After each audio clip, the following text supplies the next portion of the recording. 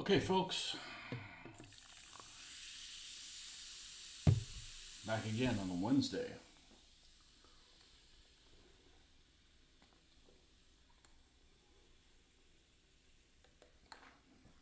And we left some things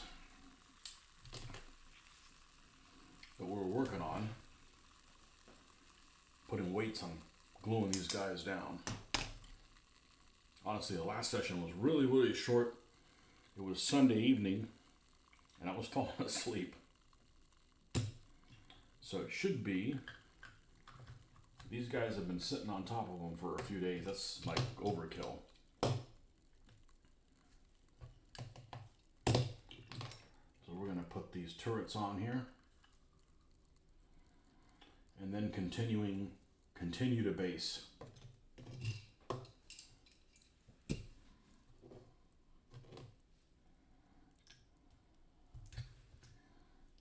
Continuing to base the stewards.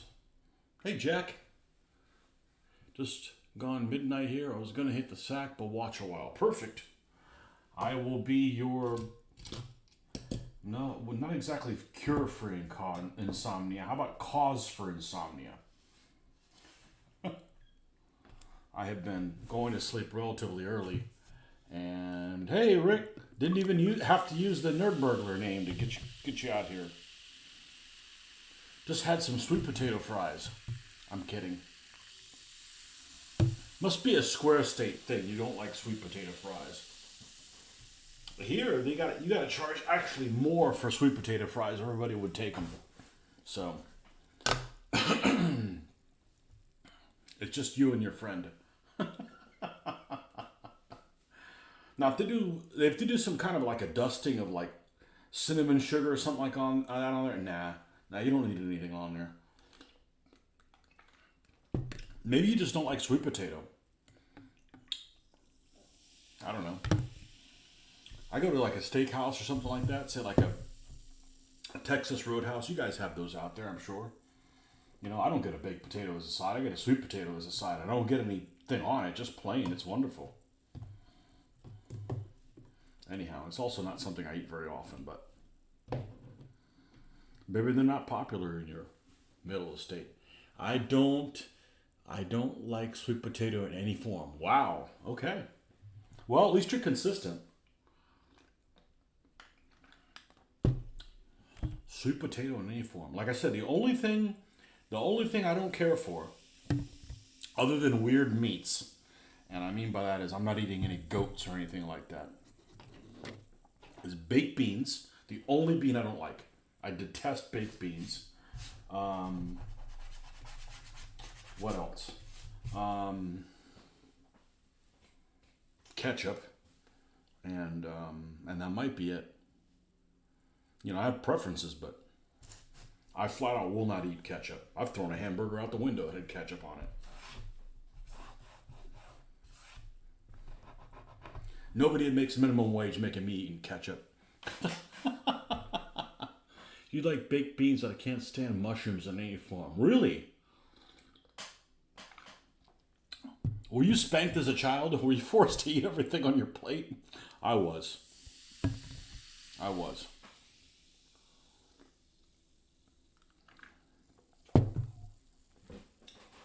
Well, so these guys are glued here. We've got the stands for the Shermans.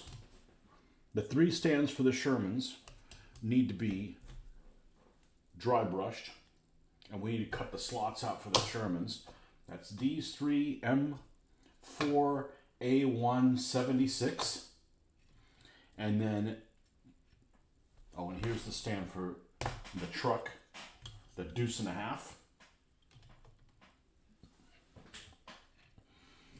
Okay, and then this is the stand for the 105 Sherman and the M3 half tracks. And I am officially not going to ever use the Petting House decals ever again. They are an abortion. I used them on here, figured I could use them, and you can tell where the edge of the decal is, and I microsoled. I did everything. They just flat out suck. I am not going to use them again. And once I get a moment, I'm just going to pitch them right in the garbage can. They're just, I'm tired of them ruining my paint jobs. Most people can't see them, but I can. You know, and it's a shame that, but it is what it is. Damn Germans. Germans are known for precision. Well, not Pettinghouse. They're crap.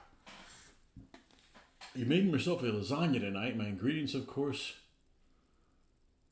I don't know. Can't say what you're saying about that heart. My ingredients, of course. It was great. Enough left for tomorrow, too. Excellent. From scratch?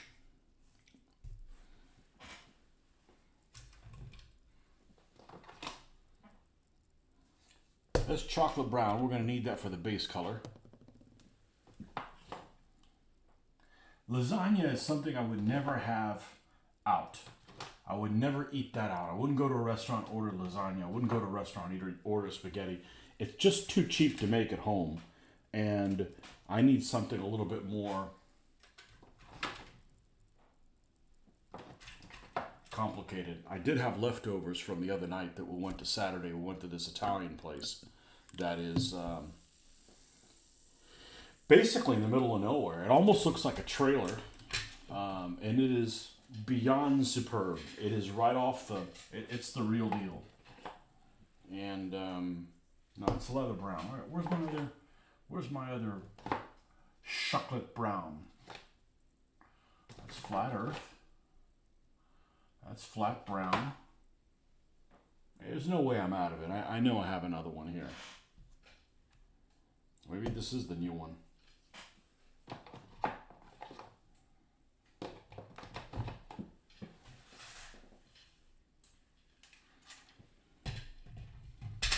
Okay.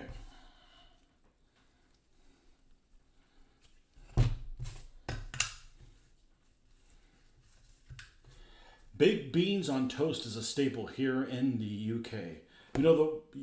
Rationing's over, I think. You guys don't have to eat that anymore.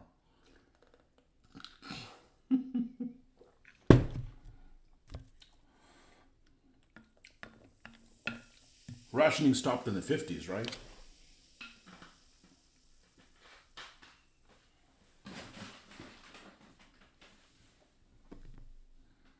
It's the only bean I don't like.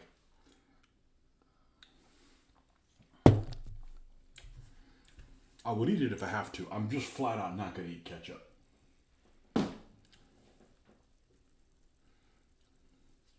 I just flat out won't. Okay. Well, I guess this is the latest one. We're going to have to get some more of this stuff because there's not that much of it left.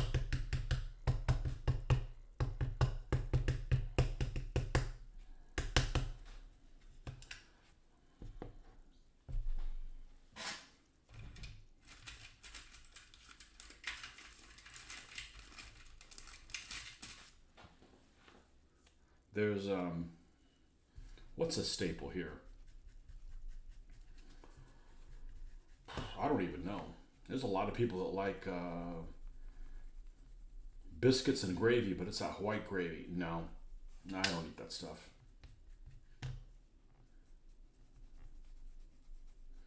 No mushrooms for Rick. Okay. What else? What's the weirdest thing that you ever heard somebody? I mean, that's not that unusual. But what's the sweet? Not liking sweet potatoes is a lot more unusual than not liking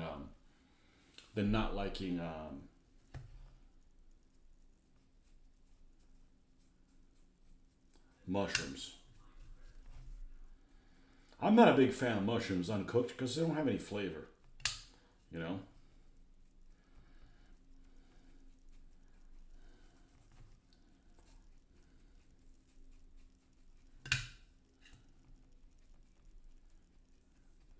I wonder if there's somebody out there that actually doesn't like mushrooms like Rick, but then likes the hallucinogenic mushrooms.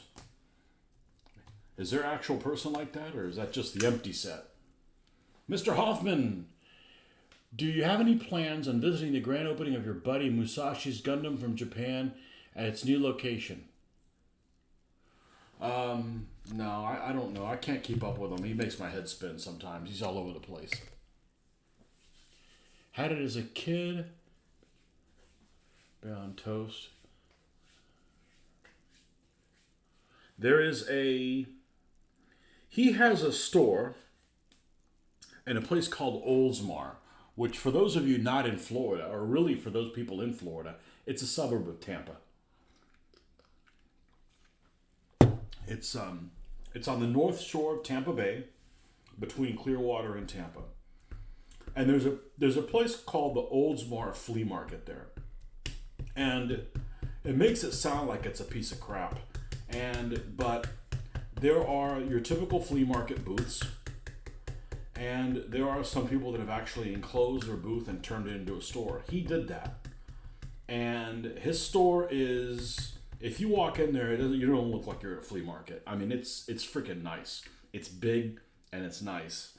I don't know that he was having a new opening, but he doesn't need a new store. I mean, unless he moved to a location that has better visibility, because parking is kind of a problem, and you got to park really far away. He's all the way kind of in the back or whatever, but his store is actually really nice.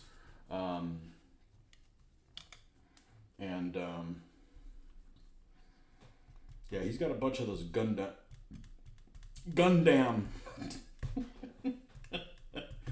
You got some of them Gundam models. Big old robot thing. No, so he's. I don't know that he was having a big opening, but he actually has a really nice store. So you say, oh, it's at a flea market. Oh, that sounds kind of shitty. No. It's totally enclosed. It's air conditioned. It's a big place. He's got anime crap running on all the time.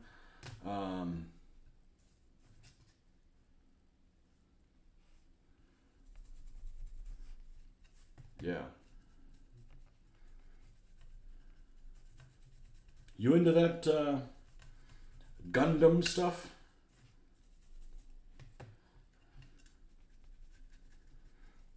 How does that Gundam play into who's the people that supposedly BattleTech is a ripoff of?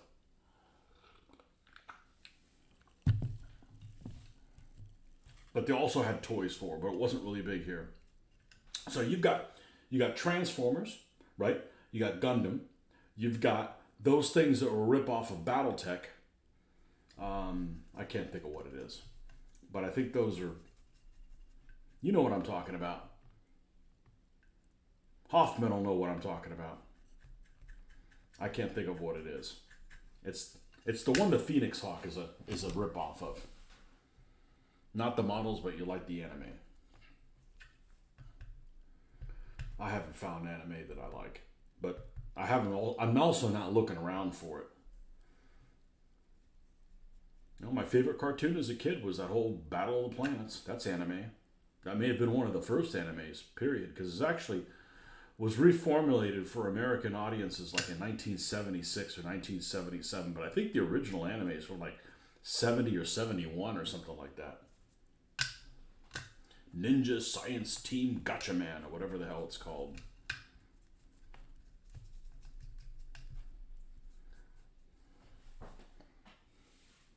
Gundam is alright, but not as big for me as when I was a kid. Nordic. Up here without being something that's true. You know, I was thinking about you the other day, Nordic. Did you hear that your girlfriend's in the news there? Your Erin Moriarty's in all kinds of news for supposedly undergoing the knife and plastic surgery, and she was getting a bunch of crap. I didn't watch interviews or anything like that, but they showed a before and after pic, and it's like, yeah, I didn't need to mess with that, you know?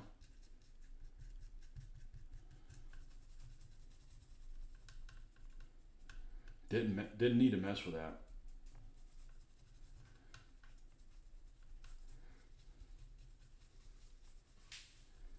I don't know what this fascination is with people, and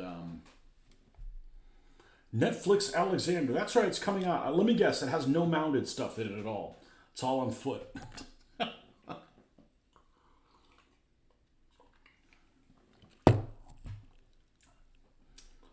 Something about that. I haven't seen the after pictures, but I'm willing to bet she does not look better than she did. She doesn't. She did the whole cheekbone thing. She's got a round face, which I'm kind of a fan of round faces. But somehow these people think that we prefer ladies with the high cheekbone. I personally don't. But you know, I mean, you can do whatever you want, but I almost think that plastic surgery is like reserved for like people that been in a car accident and stuff like that. And not just like, I mean, you can do whatever the hell you want with your body. It just seems like a bad idea. You know, you've been in an accident, you've been disfigured, and you need to get back to how you used to look, kind of thing, you know? Wouldn't recommend it. It looks terrible, cheap and terrible. Does it make him a worse general than Hannibal? Yeah, you know I was going to go there. Now, it's going to be like one of those... There was a thing on there, and it might have been on Netflix, it was about Dracula. And everyone's like, oh, it's really good about Dracula. It's like, it never shows anybody mounted. Yeah, because that's freaking difficult to do. You can't just, like, put people in a studio. You've got to, like, use, like, horsemen and stuff like that.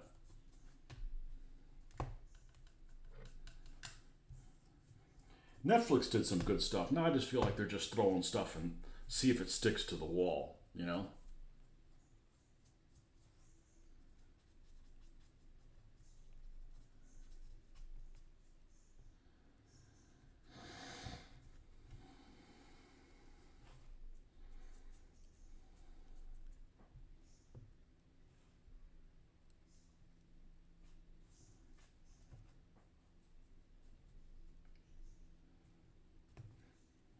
Are they actually going to go through with that Hannibal movie with Denzel Washington? What a... I'm not going to say anything. That's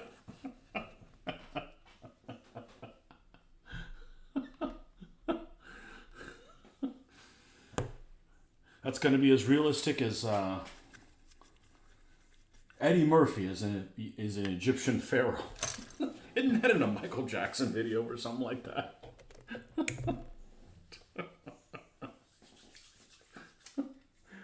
Oh, what a disaster. Hollyweird. Well, I watched most of an episode or most of two episodes of that Masters of the Air or Masters of the Sky or whatever the hell it's called, and I didn't have any interest in watching anything else. We had a visitor that was staying here, and they were watching the show, and I'm like, no, I'm saving that to watch it with my daughter, and I didn't put much of a fight. I just kind of was watching in the background, and that's not worth my time.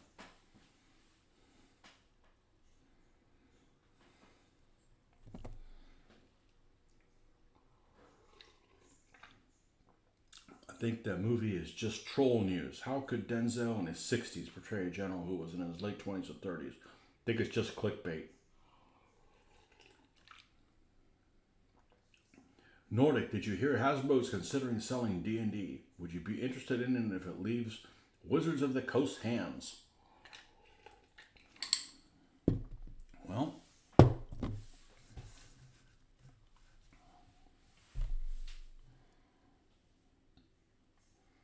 anybody ever played the old game that it supposedly was a precursor to it, Chainmail? Is it basically like just a fantasy tactical combat? That's more my thing.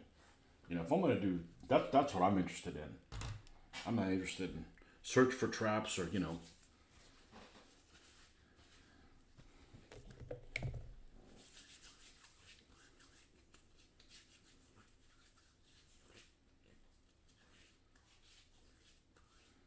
I don't watch Hollyweird crap. I'm trying to rewrite history. That's right. It's Hollywood. It's not Americans, guys.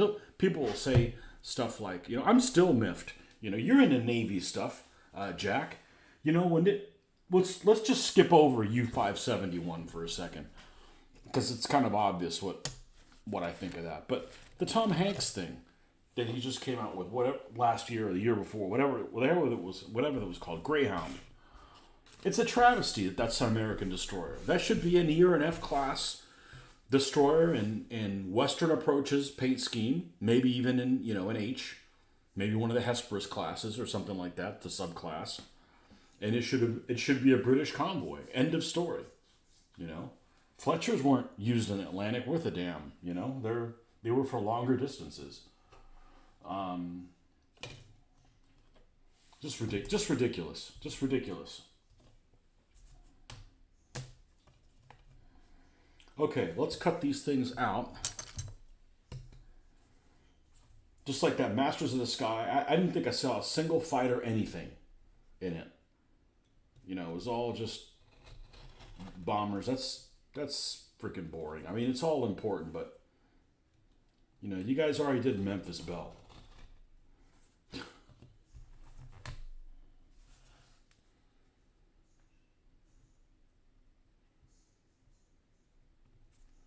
Evidently, they put on demos that Gary Conn, a friend of mine, has played those games, said it was fun.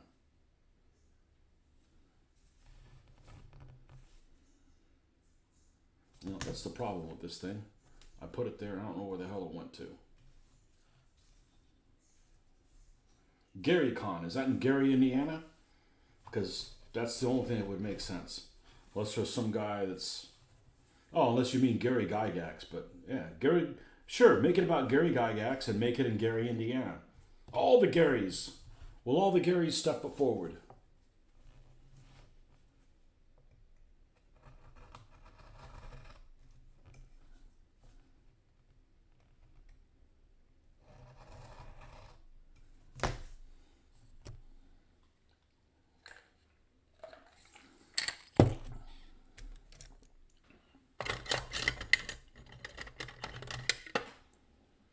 Use your store credit for last trade Noble Knights to buy the Traveler 2300 books, Ships of the Frontier, and Vehicles of the Frontier, and I have all the books for 2300 AD. I remember when people played that game.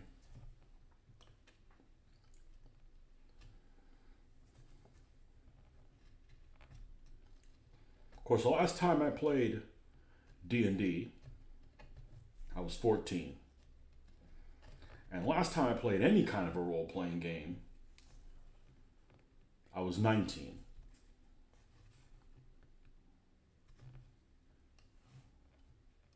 Just not my thing, and certainly not LARPing.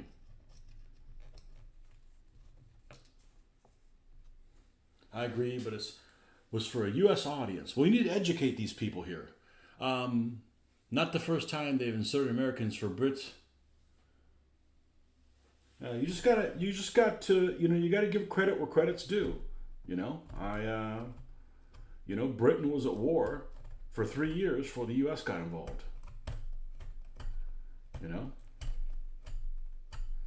Got to give credit where credit's due.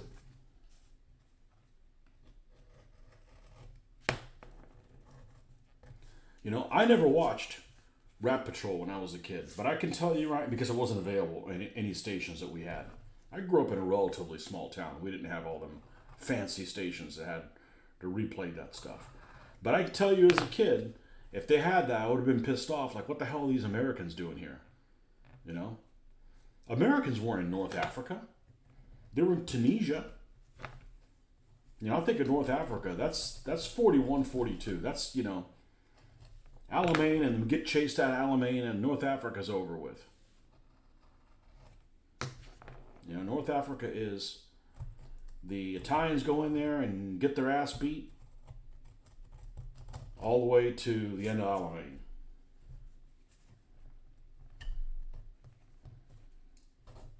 But I had a couple of guys. I don't think the people I game with are this way, but when I started gaming as a kid, I had a couple of people that could not get into a game if they weren't playing Americans. And I'm like, I'm already American. I would like to role play somebody different. I want to play some British person and come up with a preposterous accent. It's part of the fun. I don't want to play Americans. I get to be an American each day. Just like I don't want to play a game where, you know, you trade, you do things, you can do things in real life. You know, I want to like commit war crimes and shit like that. I don't do things on like that on a daily basis. Just on the tabletop, you know. BBC World War II in color. They show Pointe du Hoc and claim it's Omaha Beach. Well, at least they're near. At least they're nearby. You would love to see Tony LARP. No. I love doing voices when the situation calls for it. You know, as an interjection, not as in a.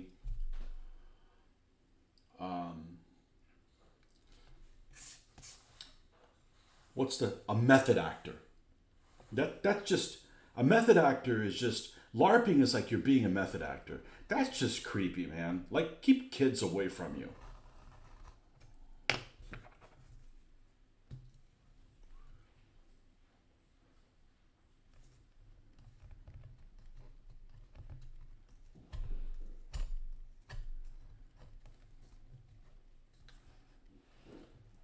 You know, that's just typical English language. They always try to paint things in a different language. Oh, it's called method acting. No, it's called being a fucking dick. You know? When was the last time you heard about some actor method acting and he was like, and everybody that he played with enjoyed it that? No, you're being an asshole the whole time.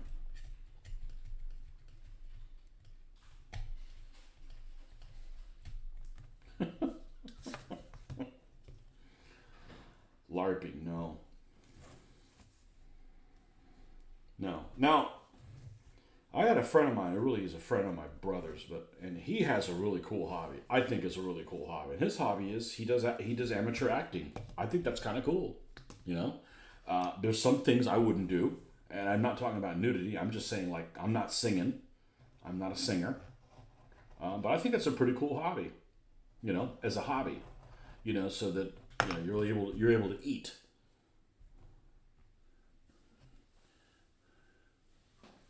Punta Cana, Dominican Republic. Who's in Punta Cana? I've been there. Been there, done that. That's supposedly a really high crime area, but if you stop at they created a little port there for the ships, so it's pretty safe. But you knew a Dominican gal once.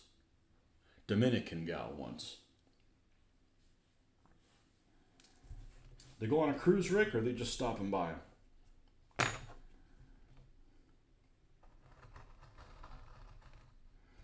going to serve them nothing but sweet potato fries.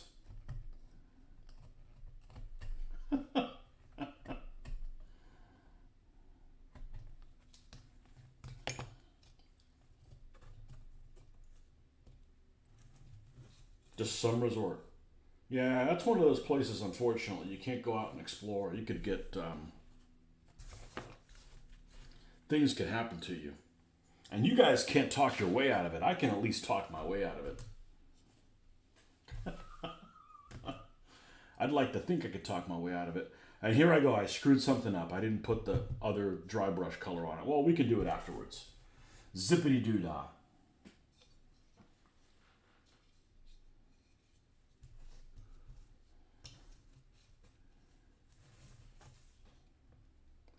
Yeah, Dominican Republic, it's water, the temperatures there are warm every time, all the time.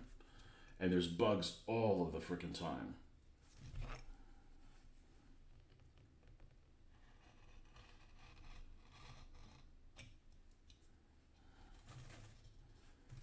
And people that come from those kind of places, technically, as a general rule, are really can't deal with the cold. And I'm not talking about, the cold you guys get like in Nebraska. I'm talking about the cold like in Florida that we get here. It's like, that's like, what's the big deal? It's like a nice respite from the torture, the everyday torture weather. No, they'd be out wearing a freaking fur coat. You have to pick them up on Friday from the airport at midnight. You should have gone with them, Rick. You get 1,000,000 days off, don't you?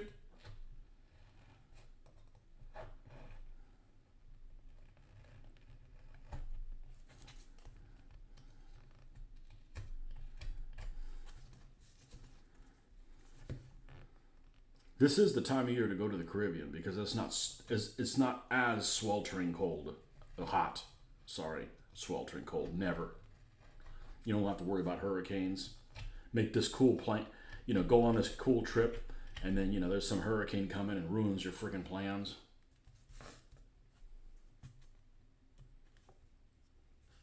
I'd like to go to Hawaii. I think I've never been, but I have a feeling that it's not what I expect it to be.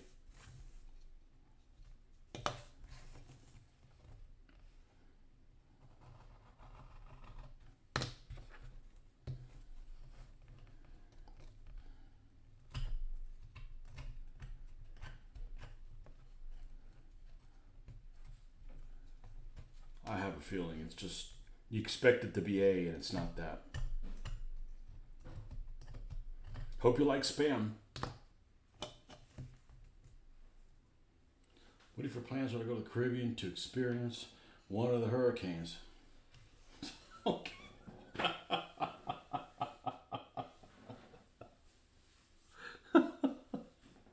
Okay, you that little short guy from the Weather Channel, huh? Whatever the hell his name is. Little short Italian dude, whatever his name is. If he shows up at your doorstep, the weather conditions are getting really bad. God, what's that guy's name? Figure-atively. Let me go get a soda.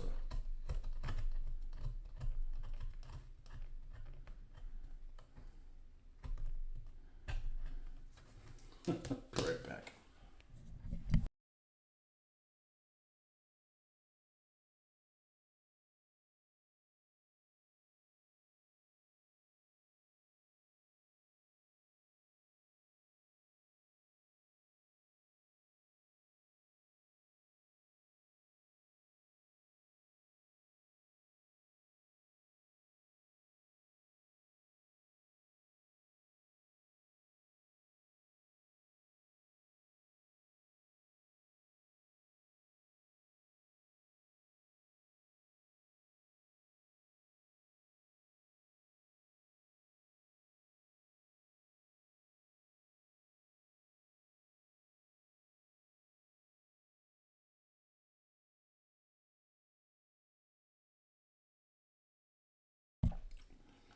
Yeah, she did answer my question. And you got freaking women hearing. Do you sit down to pee? Because you got the hearing for it, man. You hear better than I do. My microphone's way too good.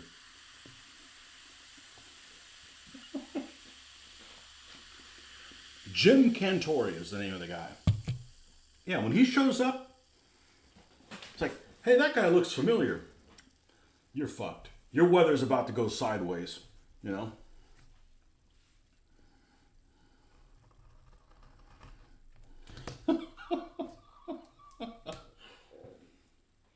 Hump day modeling. There you go.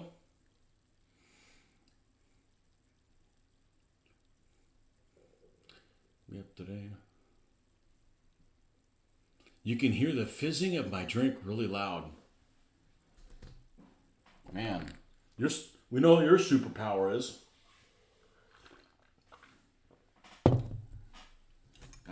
I can't hear shit. I'm certified a can't hear shit person.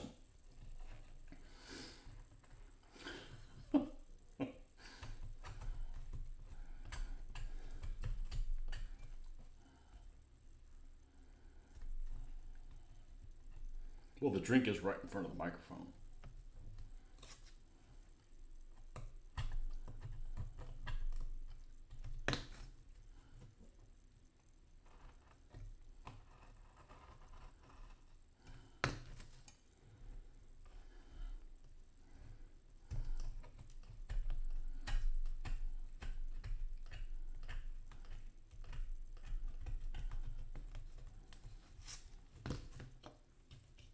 I wish it was a better way to do this, but honestly, this works pretty darn. This works pretty darn good. And I've never had one of these come off of the stand.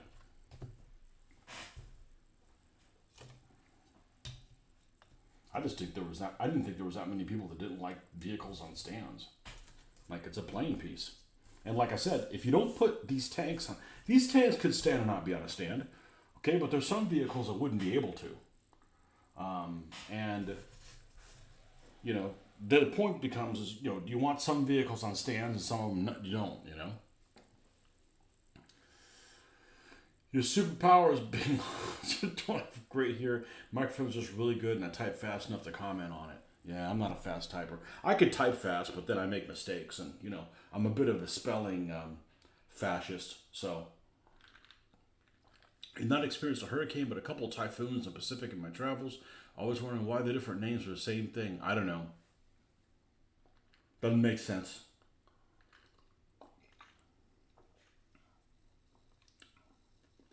What does a cat say when in Soviet Russia?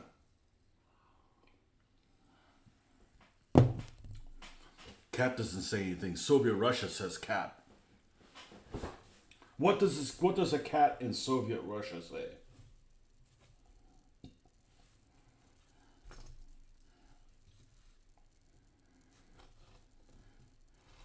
What weird thing do Russians eat? You know, and it may or may not be true. You know, just like, you know, they say the French eat horses. You know, there's something weird that the Russians eat. Rats.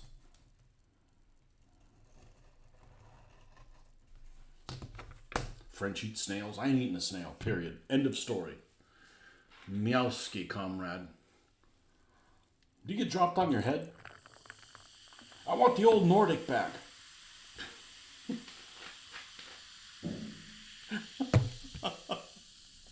At least I didn't have to wait a year for the punchline.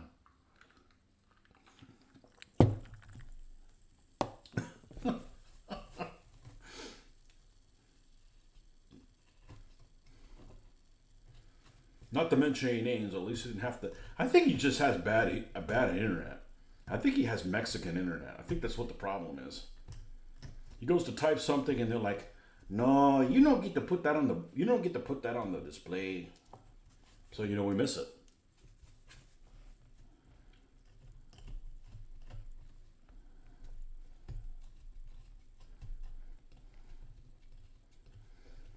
I was in Mexico a couple of years ago, and I brought my laptop with me.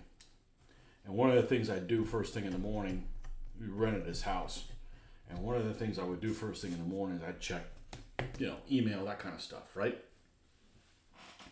And when I booted up your computer, and you may have it on your computer right now. You've got, if you have a Windows machine, you have a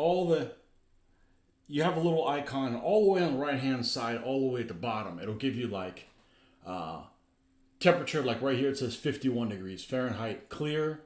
You know, the time, date, and a couple other icons are on there. And that little area down there at the bottom, I saw an icon I had never seen before. I forget what it was, but it caught my attention. And it was almost like a warning icon, weather related. And I'm like, I don't understand what it is. I mean, it's a pretty day. I mean, it's kind of hazy. I don't really know what it is. And it was a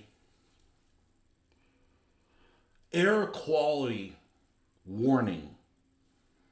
And I had never seen that before. So, you know, I clicked on it and it extrapolated that basically do not go outside if you can avoid it, because that fog is not really fog. It is pollutants. And the thing is I was not in a huge city. I was in I would call it a resort town, but it does have supposedly the largest port on the Pacific side of Mexico.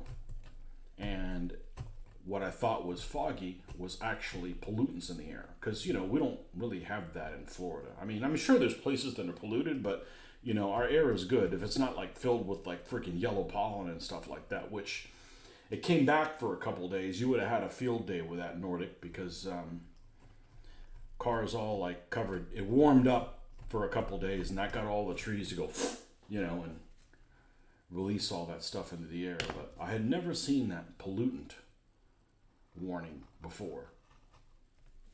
Ever.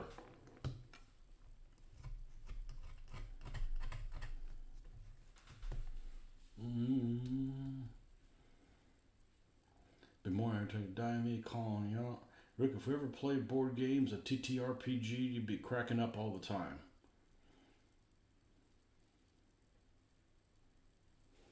1 a.m. 1 a.m. in the old country. I wish we got. I wish we went back to those old shipping rates. You know, I can deal with the exchange. See, everything I want comes from the UK. And, you know, toy-wise. Land of toys, UK. And the shipping is, you know, with the 3D printing guys, there's a couple of guys that do 3D printing, and of course, they're all in jolly old England. And, you know, the minimum shipping is like $20. I'm like, well, you know, I want to do a test, like order like 2 things, and I don't want to spend $20 on shipping. That's more than what I'm going to spend on the things. It's like, I guess that's just the new normal we got to get used to. But I have been contacted by several people in the last month about, hey, would you like to use my? I'm basically people that are that draw 3D stuff that want me to use their services, but I don't 3D print, and I don't think I ever will 3D print.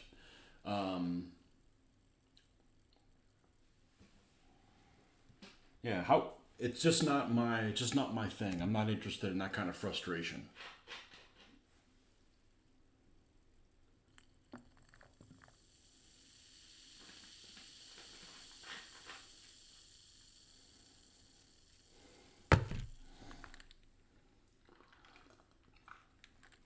Okay. Those are done. Those are wet. We got to do the old El Trucco. I'm not sure what this is. I'm not sure who the manufacturer of this thing is. It's got to be like the Hasegawa kit. I would think this is an older guy that I got this from.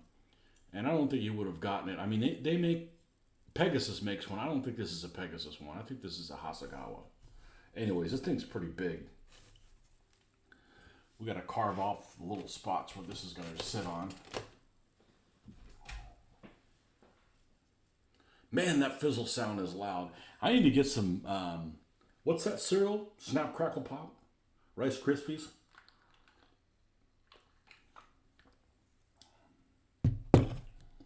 Okay, Hoffman, thanks for stopping by. It's early where you're at. It's 7 p.m.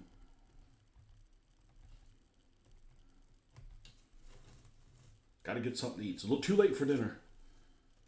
Dinner for me is at 5 p.m. if I can get away with it.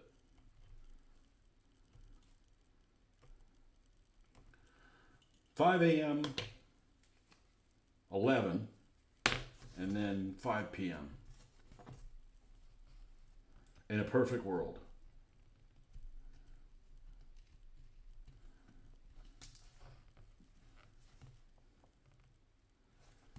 What the what?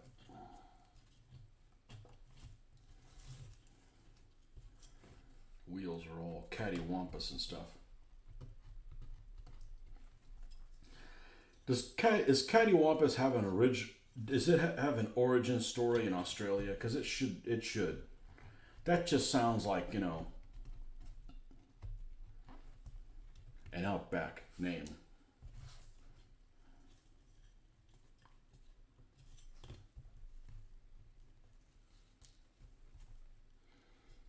You're gonna go hit the sax. That's right. He's annoying me. He's playing too loud. All right, Jack. Thanks for stopping by.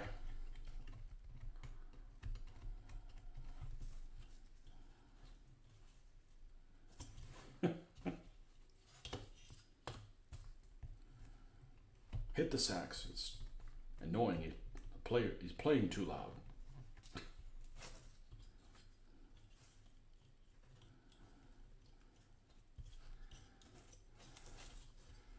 I make typing mistakes all the time.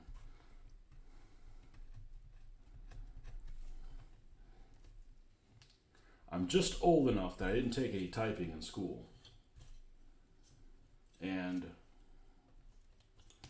even though I'm not hunting and finding the letters, I can't look at the screen while I type.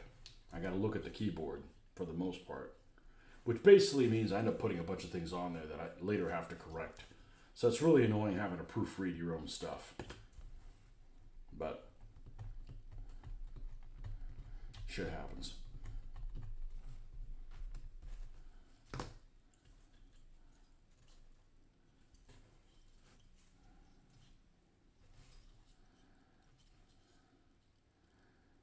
Okay, that's good enough for this one. Now let's clear this off and mix up some epoxy.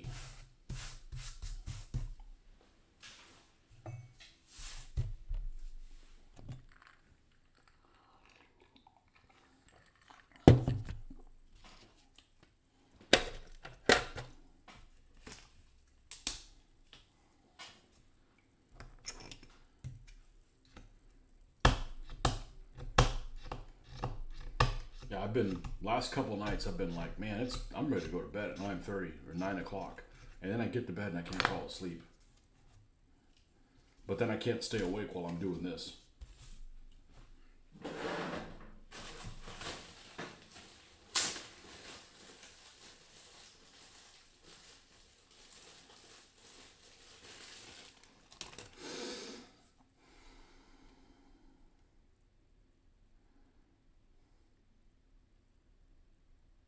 All right, how much are we doing? We're doing 3 tanks and the other one. All right, about that much.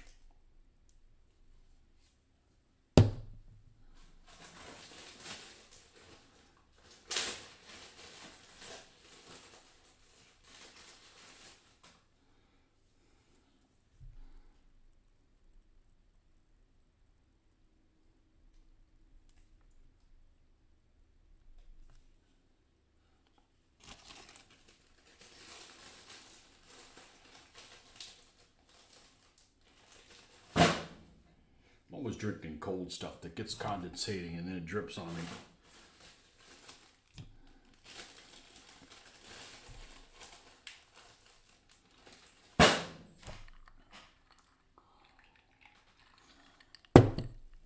There it is.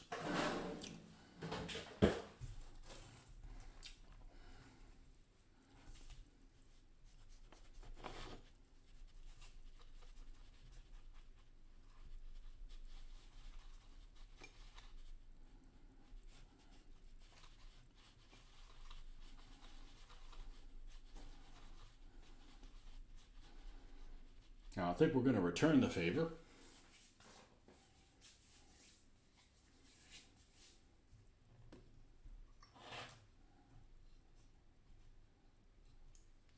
Let's make sure I don't have any grippy stuff on here.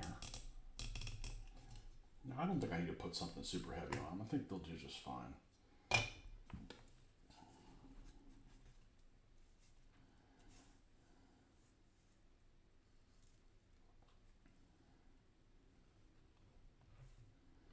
I used to hate epoxy as a kid because it came in that tube. You try to squeeze those two materials out so the same amount went, and it was just a mess.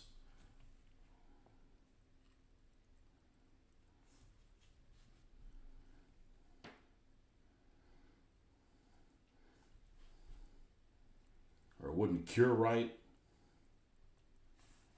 All those problems from the 1980s that we don't have now.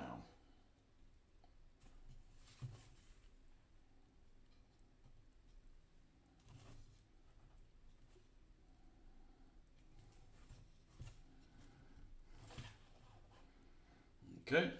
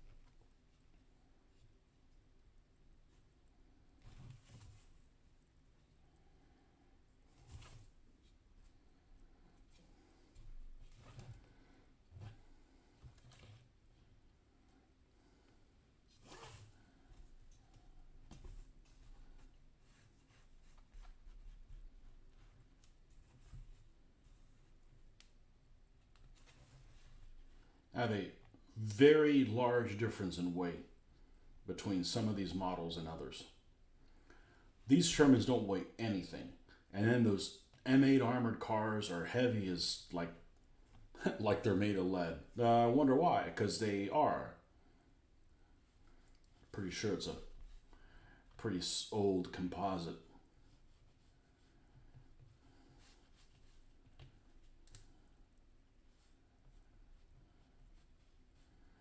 It has a reasonable lead content.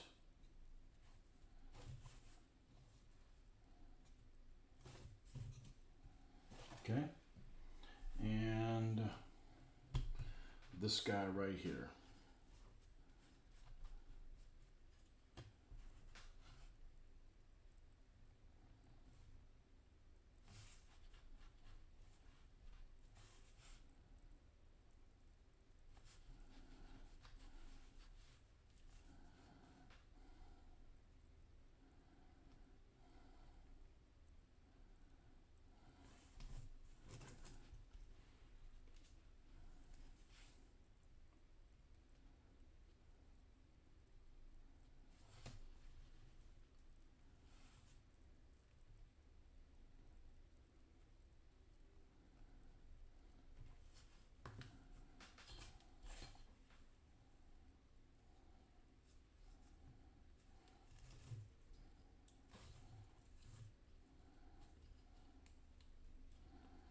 Okay, and then we will return the favor by putting one of these heavy jokers on top of it. Hold it down. Okay, I think we're done with this. Let's put this away out of the somewhere where we don't have a situation. Now, I never glued these things to keep from rotating, so we're going to go ahead and do that. I hope I have enough super glue left. I'm actually not a big fan of super glue, but it works just fine for this.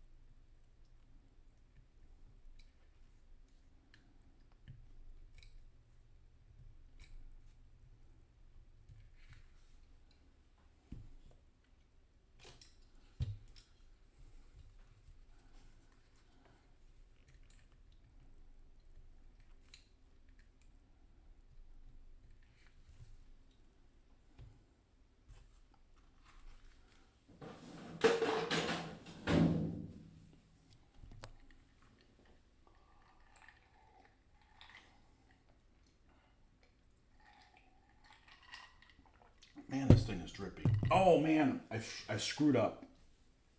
Oh well, I'll be able to fix it. I'm supposed to add the 3 colors to it before I glue this thing down. Yeah, I can get in there and do that. See, I got distracted. So what happens when I don't follow the established procedure that I created so I don't miss a step? And I did it with the truck too. Oh well, not a big deal. Shit happens. I make mistakes on this channel, and I will continue to do so. So you can see it's not a big deal. You just gotta fix your stuff. You agree on super glue. I'm getting ready to try it with a photo etch parts on this armored train. Yeah, you don't have much of a choice. It's either that or use very little epoxy. And man, epoxy just, even though I feel like I can control it pretty well, it's kind of messy by nature.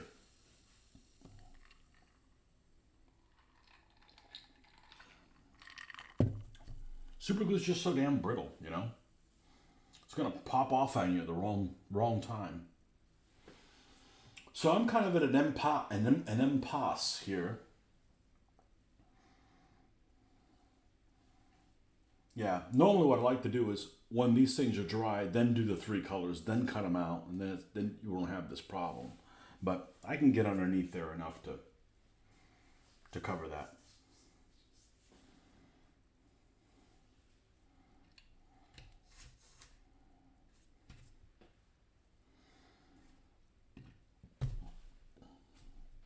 Well, crap. Oh, the other stuff I got left for the Americans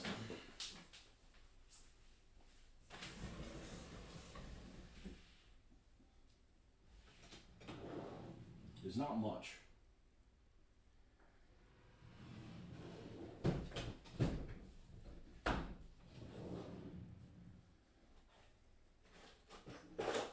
And it's these two M4A1 half tracks.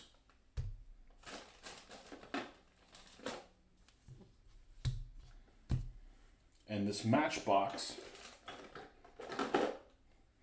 M4A376 tank. And that's it. I do have this other M4, but I got it a long time ago and it's missing the front of the whatever it's called. The gun shield there on the front. So I gotta buy another one of these and then cast an extra one and then put it on here. So Mr. M4s have to wait.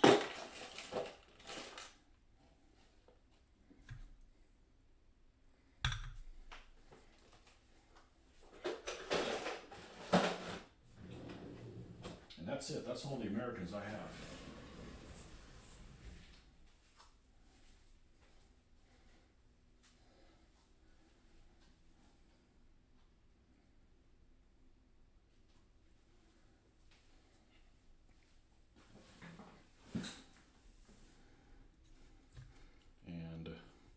This thing looks like it's got some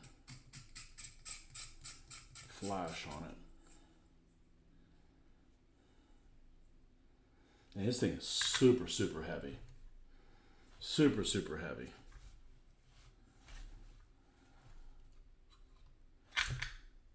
Yeah, it's Matchbox Dinky 1998.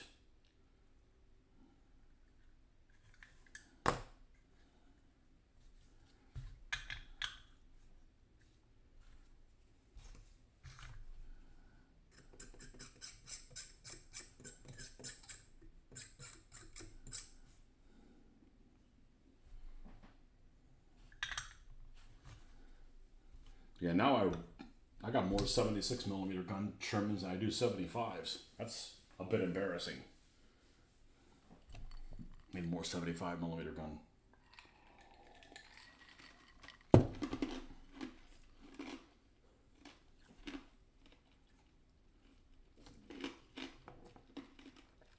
And these don't say who they're made by.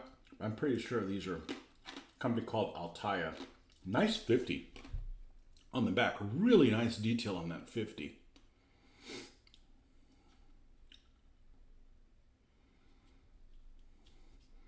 I don't know why I need two of these, but I have them, so.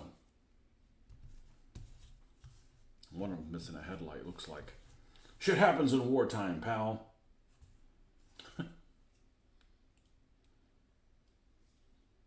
Let's not try to twist that and have a different problem on our hands. It's a really ugly color. I think it's a company called Altaya. Altaya. I got them like this, like in a grab bag.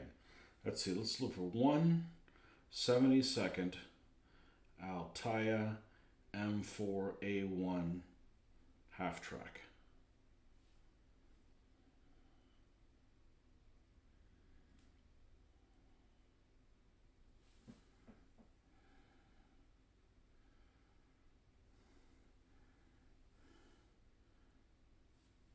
Here it is, right here. Die-cast tank, brand Altaya. This is called an M21 MMC half track.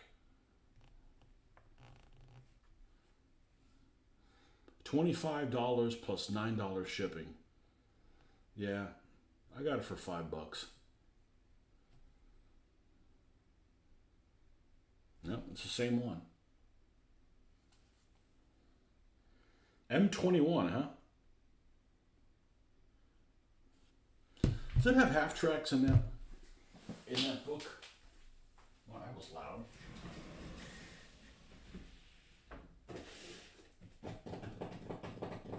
British and American tanks of World War II.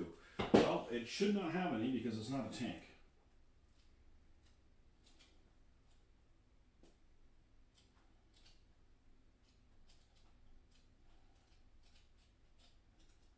Nope. Not in here, damn it.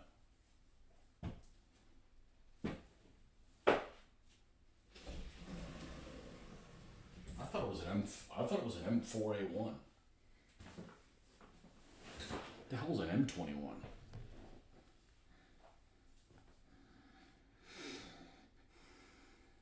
M21 MMC. You done with MMC? Yeah, you know me. M21 half track. MMC mortar motor carriage.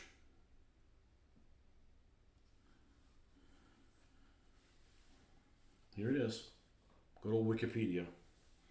M21 motor carriage was a self-propelled artillery mount on a half-track chassis used by the United States Army during World War II. It was equipped with an 81mm M1 mortar and an air-cooled M2 Browning machine gun. It was produced by the White Motor Company in 1944. Only 110 examples were produced. Wow, that's not a very common vehicle. 110 in the U.S. repertoire is not very many, and it's proportional. So, for instance, I've said this before.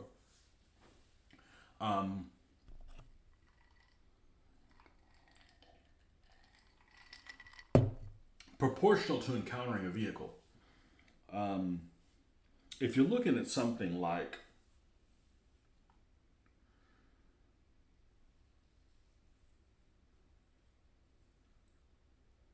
a Joseph Stalin II tank, like one of these guys.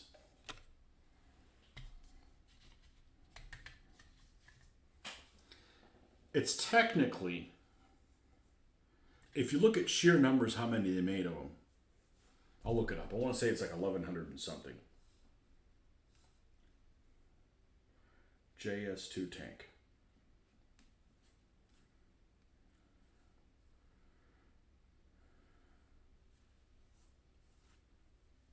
Okay, they made 3,854 of all the models of them.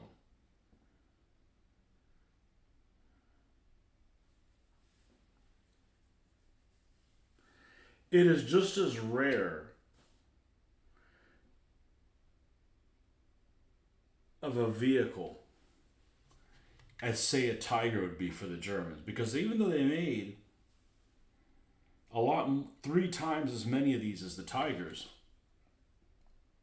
they made a hell of a lot of more Russian tanks as a whole. So they're a smaller footprint of all the Russian tanks than a Tiger would be for all the German tanks. I don't know if that makes sense, but Mr. David, evening from Virginia. So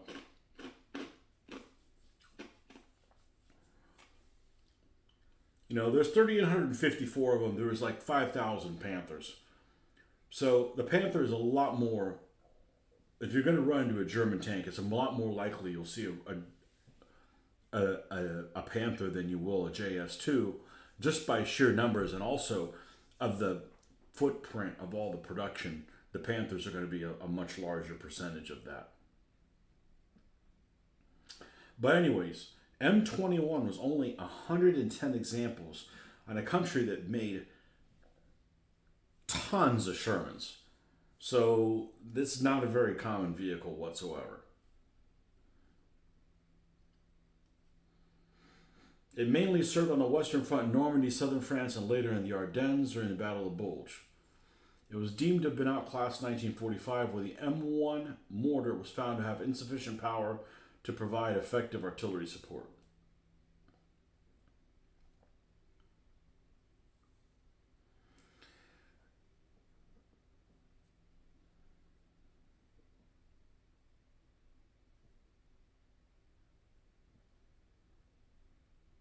Development. The M4, which is a half-track, was developed to meet the need for a specialized mortar carrier based on the M2 half-track car, which the M21 soon replaced. And the initial M4 was designed to carry a mortar. In emergencies, a mortar could be fired from the vehicle. Interesting. So it wasn't intended to fire it from the vehicle unless it was an emergency. The improved M4A1 had a reinforced floor so that the mortar could be fired from the vehicle, but the mounting faced to the rear and lacked traverse. This caused problems when the troops who operated the mortar mounted the vehicle. So the U.S. 2nd Armored Division relocated the mortar so that they could fire from the front, which is what these are facing. Ordnance Department followed suit, and a new 81mm MMC, the T19 MMC, was created, which was based on the larger M3 half-track. Developmental trials of the T19 were completed in July 1943, and the vehicle was later standardized as the M2 MMC.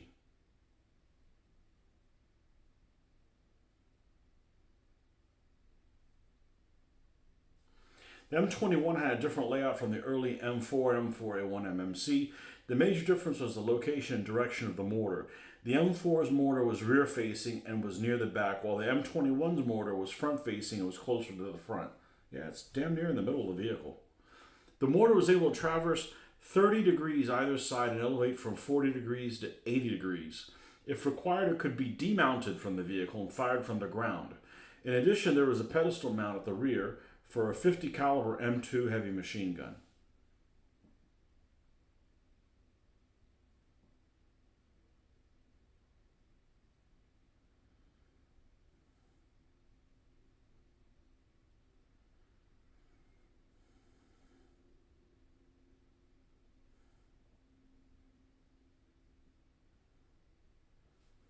M21 served primarily on the Western Front, seeing action in Normandy and southern France before being used during the Battle of the Bulge, the Battle of Belgium, Operation Market Garden, and the invasion of Germany from the west.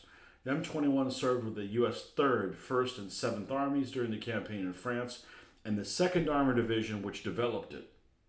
In addition, 57 examples were leased to Free French forces. So about half of the vehicles were Free French. Interesting. By 1945, it was declared obsolete due to the insufficient power of the 81mm mortar as an artillery piece. Standard U.S. and armored infantry battalions had a mortar platoon equipped with either M21s or the older M4 MMCs. The M21 was used mainly to illuminate targets at night or provide indirect fire support to the infantry. The usage was uncommon because the White Motor Company was only able to produce 110 M21s in 1944.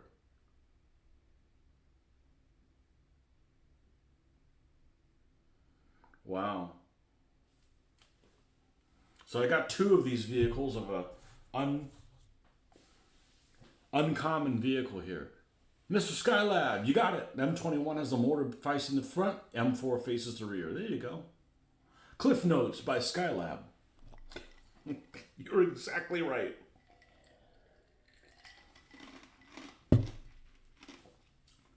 And just for the record, this is the Corgi toy of the M3A1. Of course, it's been repainted. I'll be damned if they're not 1/72nd scale. Pretty damn close to it. So, if you do this scale, find you some Corgi toys. One thing I didn't do is, I didn't drill out these rivets, because that's about the most dangerous thing I've ever done, is messing with these rivets. You're trying to put this drill at high speed to drill the thing out. It is a good way to lose a finger, even when you're being careful. It's like skiing on thin ice, skating on thin ice. I guess skiing on thin ice would probably be bad also. Also bad. Okay. These are drying, so we can't do anything with them.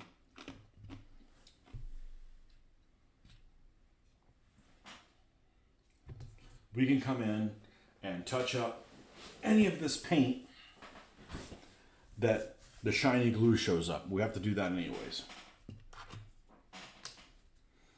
You did. You found some Corgi half tracks. I bought all these in the early 2000s. I said I should have bought more, but I don't think I need more than 3 half track. Man, they look good. It doesn't look like a toy. And we haven't even added packs and stuff to the outside.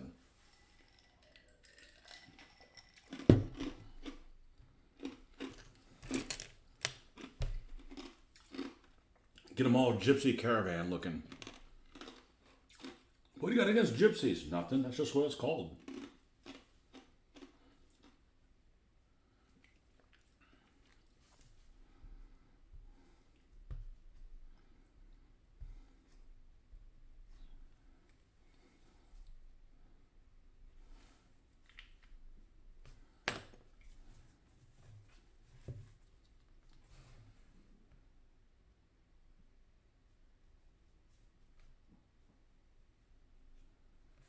I mean, it's not much little touch-up you got to do.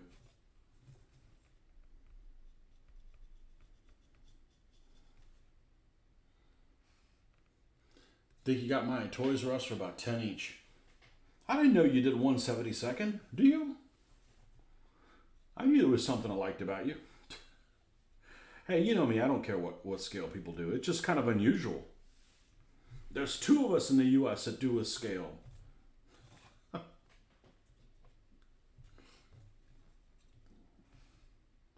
Yeah, I'm pretty sure I got mine at Toys R Us or something like that.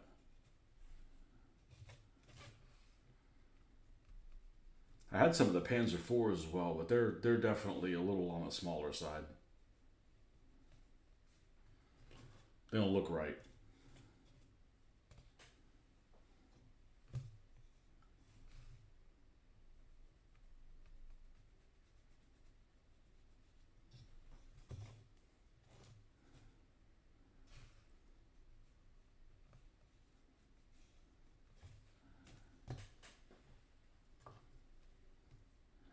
Yeah, back in the day, you either did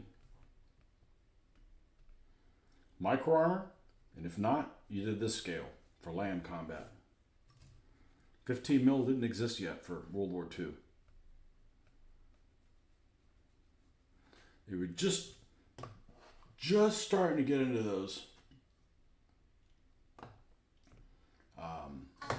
What do you call those things? Command Decisions packs. You have a whole bunch of Dragon pre-painted vehicles. I only have one. I have the Ferdinand from Kursk, and I'm not going to repaint her. It just looks too nice. I do have one of them to build, but it's an Elephant, not a Ferdinand from Eschi. I think that's one of the last model kit I have.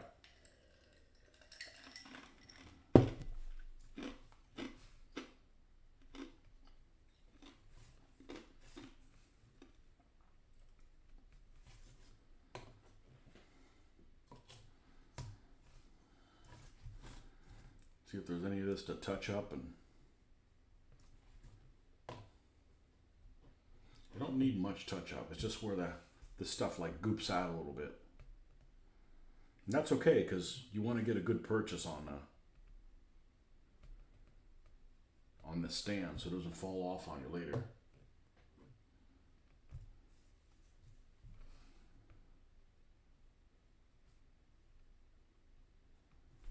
Yeah, those Dragon pre-painted were available about as cheap as $15, I want to say. Now they're just, some of them are out of print, and they're like, excuse to charge more money for them, what have you.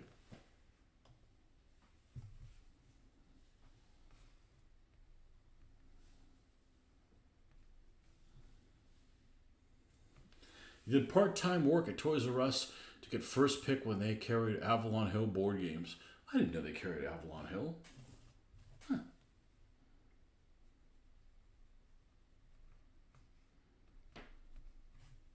Yeah, not a bad gig.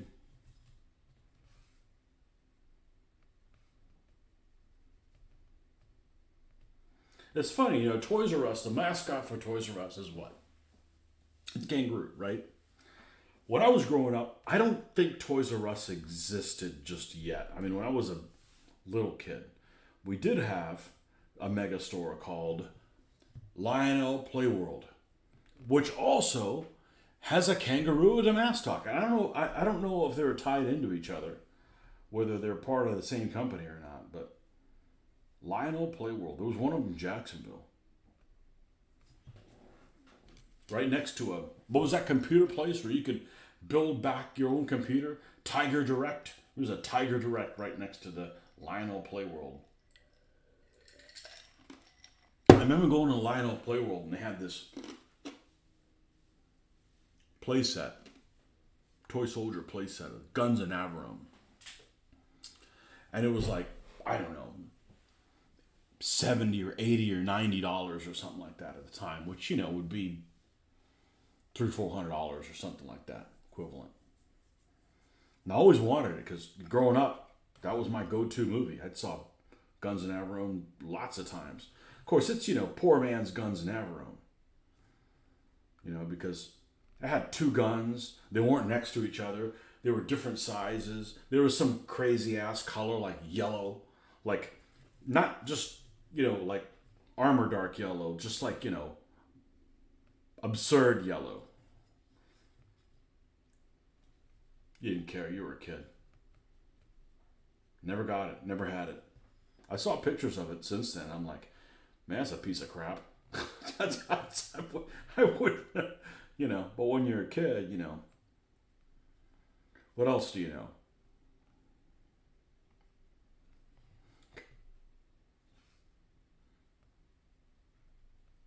One thing that always annoyed me as a kid is that I'd see some kind of historical movie and I'd immediately rush to the outlets to find out where it took place in, not realizing that a good chunk of historical movies take place in made up places.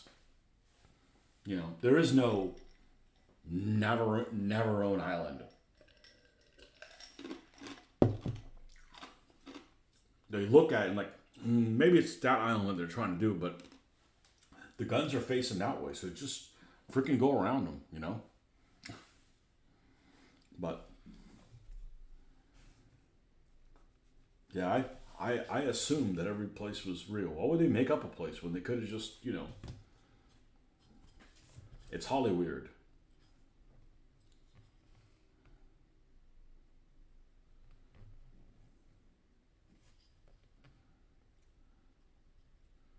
Nobody's taken over Toys R Us, have they? Like there's no replacement for it, basically. KB Toys. Remember there's two toy stores in the mall? KB was one of them, and I don't remember what the other one was. Just like the bookstores that were in the mall, right? You had B. Dalton's, and you had Walden Books. God, I could almost smell what they smell like. They have a distinct smell to them. I don't mean, something bad. It just smelled like new books. No, that's a happy smell. Kind of like new tires. That's a happy smell.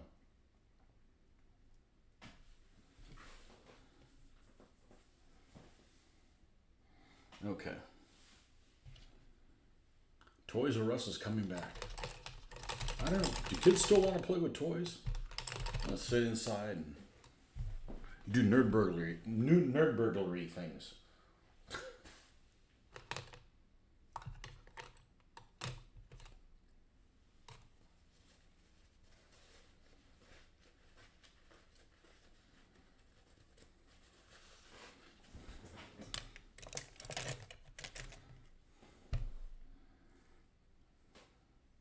Uh-oh. You're a Toys R Us kid and I don't want to grow up.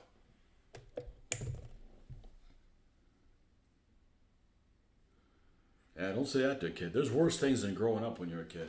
Oh yeah, what's that? Freaking dying, kid. Like, whoa, Mom.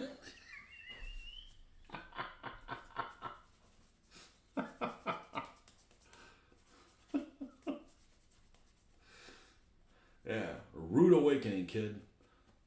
I don't want to grow. Oh, just wait. It gets worse than that.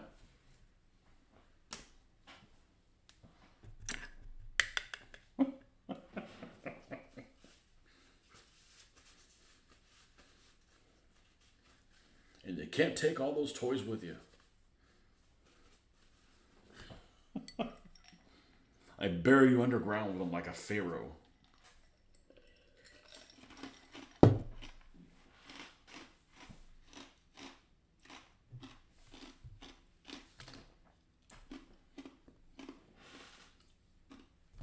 Paying taxes.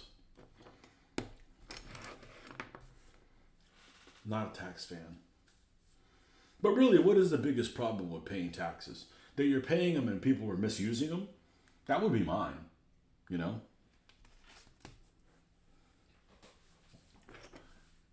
It doesn't matter. It doesn't matter how many taxes they collect. They can't spend it all correctly.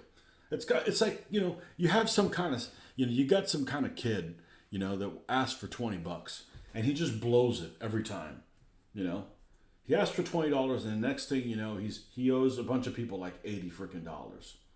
Like, dude, I just gave you 20. First of all, why did you spend it all? And second of all, why did you, say, hey, I'm going to pay you back tomorrow? You don't have the funds to pay that back. That's the government for you,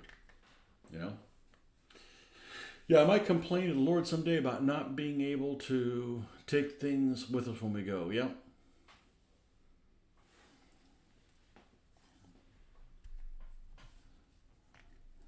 We just had in the new house, I hope I have another one of these. In the new house here, we moved in, there's never been a neighbor next door in one house. These people are cool, super cool. And this one supposedly was an old couple, but the husband passed away and she got moved to a home, and she has had an estate sale a couple times, and that is something I don't ever foresee going to again, because it's really depressing. I didn't go to hers, but it's really depressing to see how much crap we all collect, that when you pass on or when you're in no condition to take care of yourself, nobody gives a shit about except you. And it'll probably be the same thing. Like, what's this guy doing all these vehicles? Nobody's gonna care about him. I said, well, that's fine, but this is like some people enjoy getting drunk. I enjoy doing little tanks. So this is my therapy. That's, when you look at it that way, it's pretty harmless.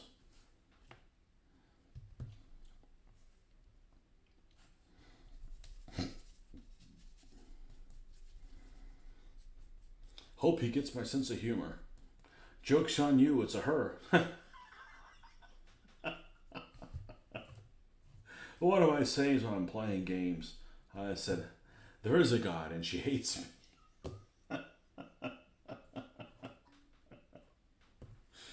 Oh, damn it. I was chewing food and went into a coughing fit. 5 minutes later, still coughing.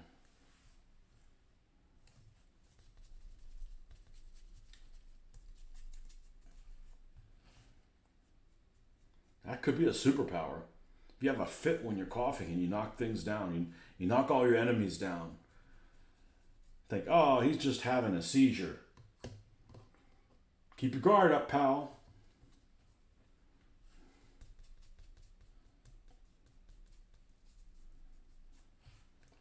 I don't need to start moving the food that you consume with a straw.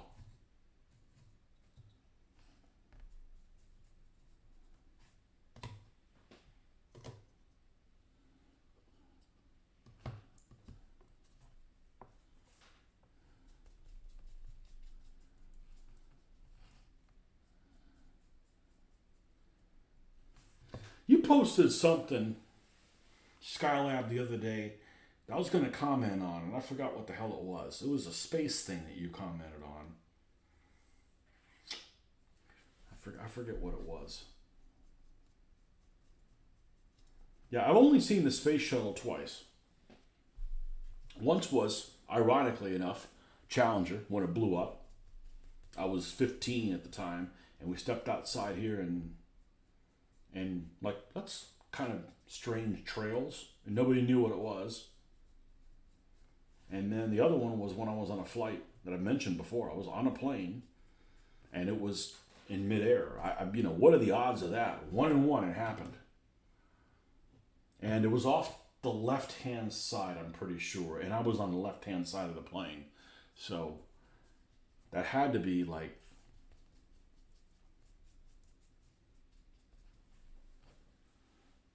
going from like Fort Lauderdale or something like that up to the Northeast or something. The only way that could have worked out. Space. Yep. I never got the only space stuff that I like. Back when you had Legos. And Rick, let me know if you're still on here. You're going to get a kick out of something, as I found something the other day. But I'm not going to even bring it up unless you're here. So tell me you're here. Invoke the Nerd Burglar. And let me know, and I will show you something Lego related. Because, I had those growing up. But, when I had them growing up, they weren't as popular as they are now. They were more like, I was going to say clandestine. Hurry, hide the Legos. No, it just wasn't that common of a thing. I had Legos with other people had Lincoln Logs. I never had Lincoln Logs. What did I find? Okay. To show you how spoiled you are, and you don't even know it, I'm going to show you. I saw this on eBay. As I was just kind of searching, and space Legos. I want to show you what our figures look like way back when. Okay. Of course I had these guys, right? I had those guys. Those guys just came out. It always had a smiley face. You didn't have a choice of a face. He was smiling. And that was a symbol that he had, almost like, I always thought it was Saturn, but I guess it's just a rocket ship going around a planet. And they had one that was white, and the yellow guy, the red guy, and a blue guy. That's it. That's the only choices that you had. Okay? But that is the improved version of the astronaut. Because the original astronaut, yeah, see, here's the blue guy.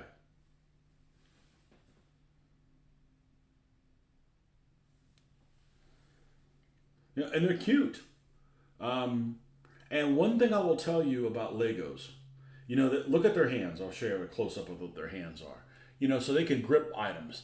They're well enough made. I've never had, it's just like it's like a C. I've never had one side break off. Unlike G.I. Joes that would lose a thumb, and you can't grip anything then.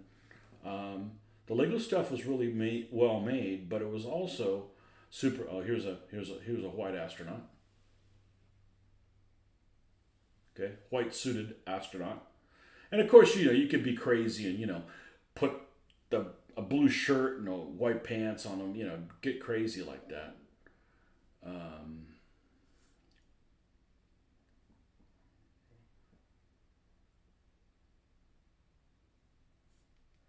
But if you do a search for Lego Moon Landing, I had this set.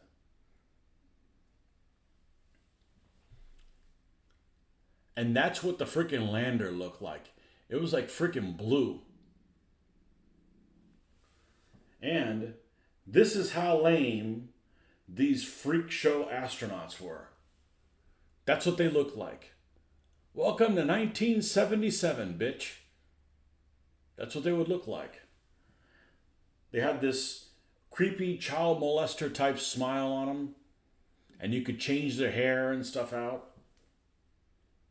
But they didn't have any legs. They're freaking hopping along on one foot. Ooh, look at the extensive detail there. That's the crap we had.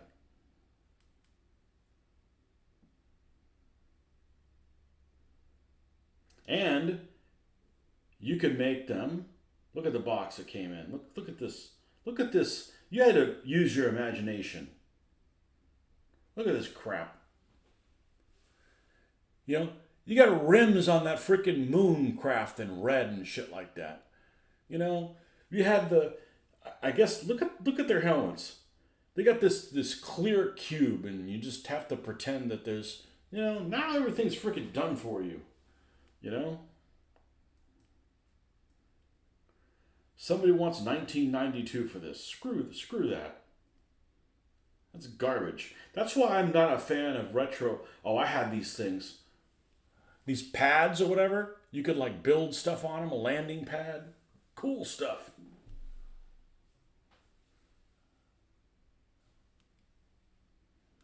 You know the one that I like better than Legos? Oh, the Legos were cool.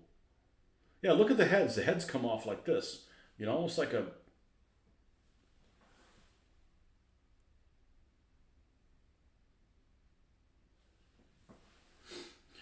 Lego, you had access to the better minifigures from Lego in the late 70s and early 80s. Yeah, I had some of the other ones. This might have been even before that. And it sucks because even if you can deal with these guys, they're not compatible with the minifigures. The minifigures are cool. There's no doubt about it. The minifigures are cool. Oh yeah, I have this. Look at this. You have a landing thing, and you had one that had like moon craters on it. It sucks because you can't build something really big because the damn crater's in the way. Because, the crater is smooth. It's... Raised Vintage 1978. They want freaking $59 plus $10.20 shipping. Have fun sitting on that. Lunar landing plates. Here you go.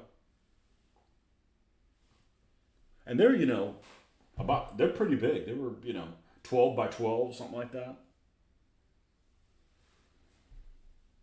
Red moon rims. Yeah, freaking lame. Lame stuff. Now the lunar landers look like this. Like the freaking real thing.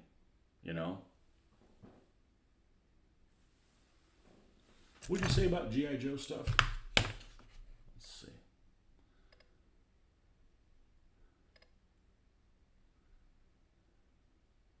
Ketchup out the nose wouldn't be pleasant. Oh, dear God. It's like a horror story.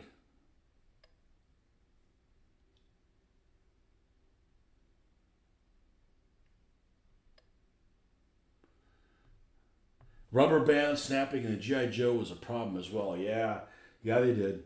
You could get dry rot, and then the torso wouldn't attach to them. Yeah, I had a ton of those freaking G.I. Joe figures.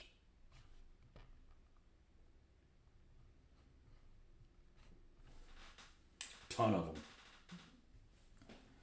It's funny because somebody invited me to join some G.I. Joe group or whatever, and it's memories of these toys I haven't thought about since I was like 13 or 14 or 15 or whatever it was.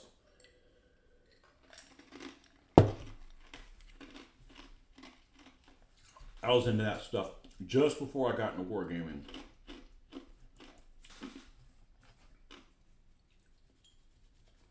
The 3 3/4 inch tall figures. But the coolest thing is I saw a game at Historicon. The guy had 3D printed all of his stuff like in 28 millimeter. And it was really, really cool. I got a picture of his table somewhere. I know I didn't delete it.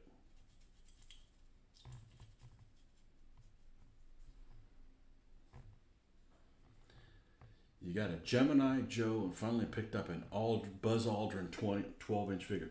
Those are before my time. That's before my time. Is Buzz Aldrin still alive?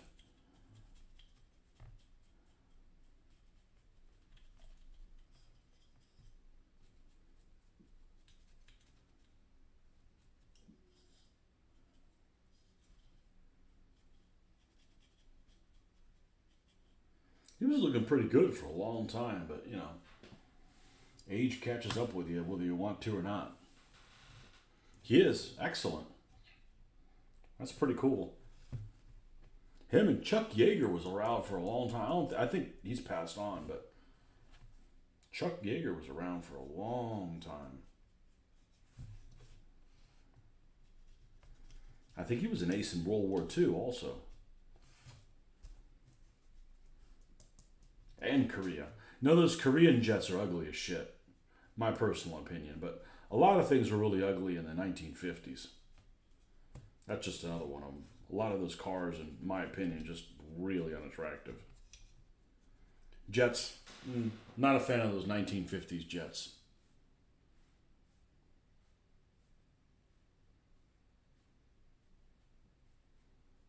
Von Manstein's backhand blow. This year I plan to attend Historicon.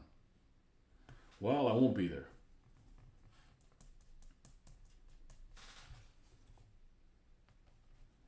Which, the big reason for me to go is to actually do videos. I don't need to play anything. I don't need to shop.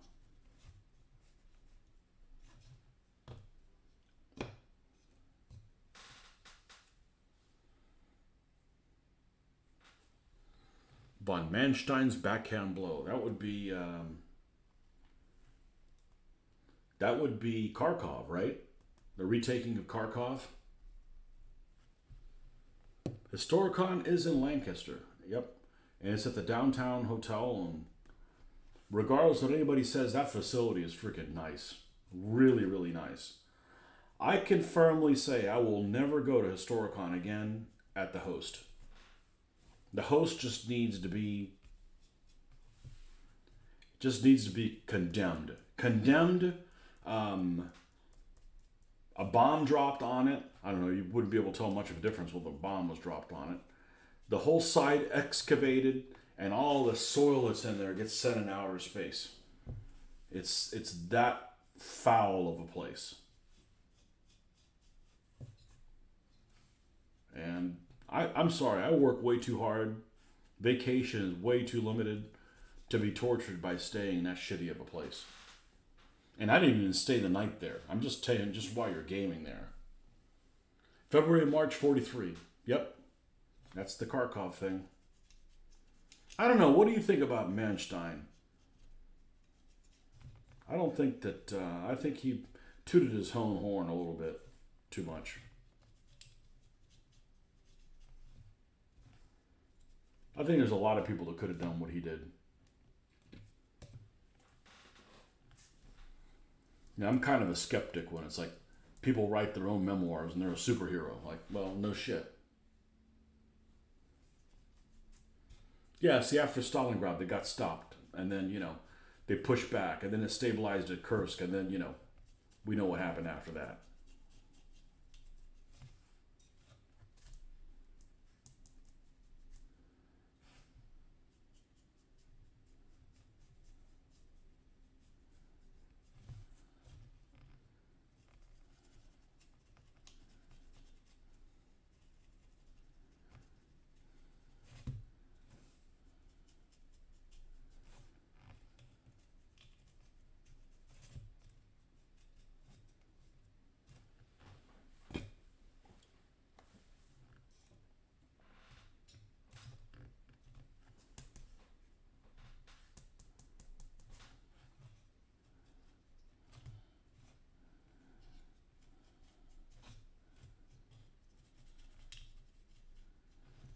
I got a little 20 millimeter figure of him.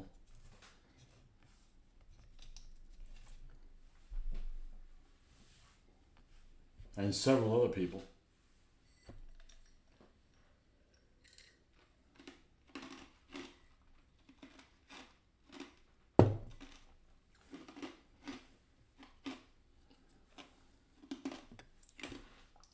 Yeah, I heard about that air assault. Were those troops that landed, the Soviet troops that did the air assault, were they of reasonable quality? Or they just got sent into the meat grinder? Have fun, comrade!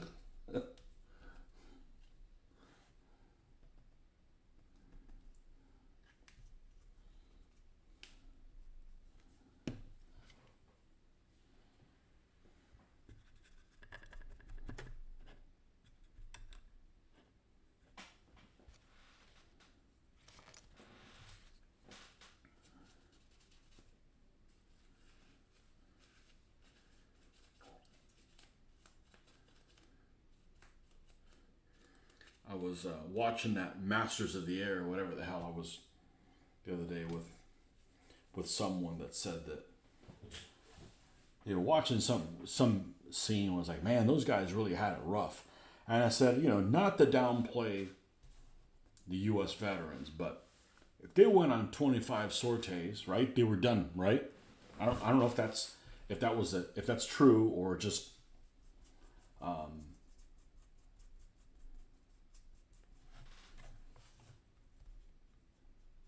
or inaccurate. But you went on 25 sorties and you were done. You could go back home and do whatever the hell else you would do. You didn't have to serve. And I'm not saying that they had an easy job by any stretch of the imagination, but how many sorties did the freaking Germans fly? Now, I'm not really sympathetic to a bunch of Nazis, but I'm just saying that they were out there every freaking day. I don't think that they ever got, unless they got captured or shot down, they pretty much had to continue doing that the rest of the war. Now, I'm not poo-pooing on our veterans. I'm just saying that, when you put it into perspective,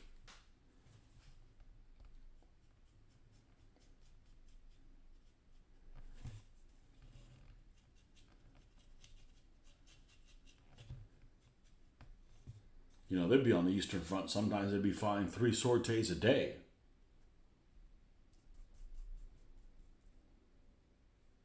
American bombers sustained about 8% casualties on each flight, so surviving 25 missions was a tall order. The early ones I'm sure the early ones were a lot worse when, they could only have P-47s that could escort them part of the way. It wasn't until the P-51s came around they could go in and out the whole way, if I remember correctly.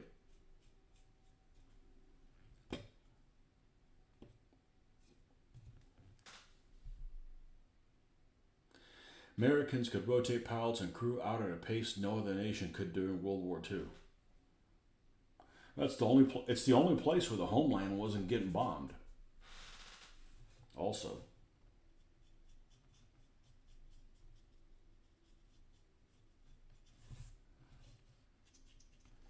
I thought was really strange. I saw a picture of a Spitfire in American colors. Like, what the hell's a Spitfire being flown by Americans? But apparently some of them were. With all the freaking planes that the Americans did, the Brits couldn't even leave their own fighters. Looks really weird with an American livery.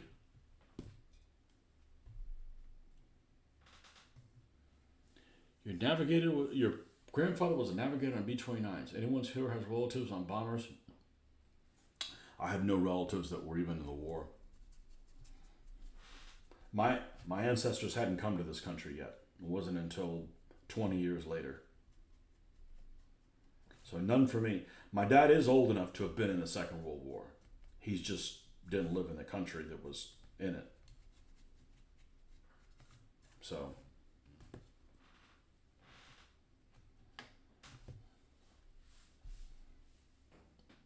only 25% of American bomber crews survived the 25 mission tours.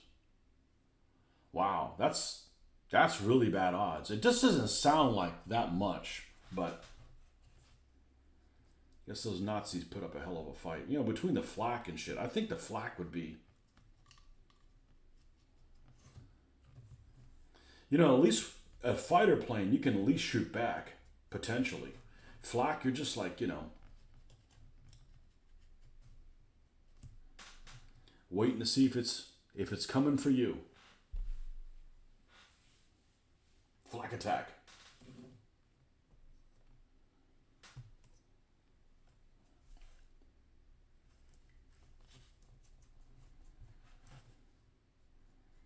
And nobody in my family's even been in the service. I came the closest. I was supposed to go to boot camp in like 1992, and they didn't let me at the very last minute. I was very disappointed. I didn't know what I was going to do with myself, but I guess technically I joined. But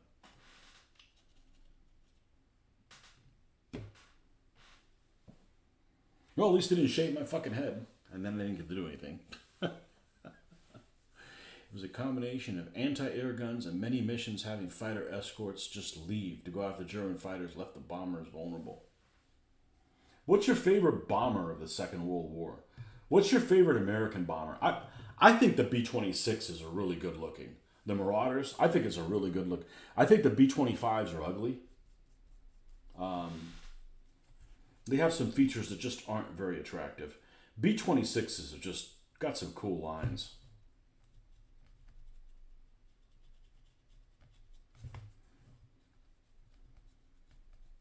Got some cool lines on the Marauders.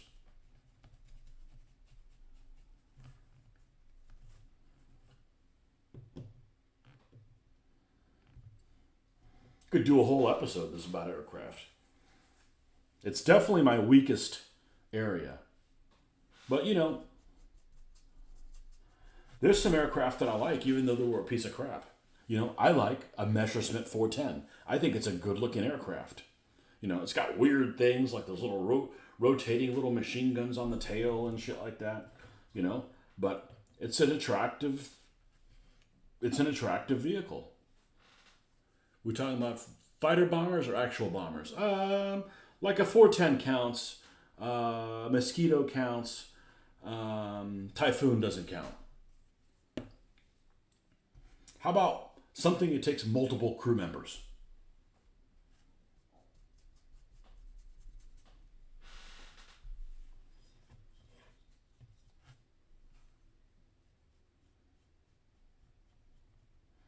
I gotta do some Japanese planes. I've never done one. I've never done one.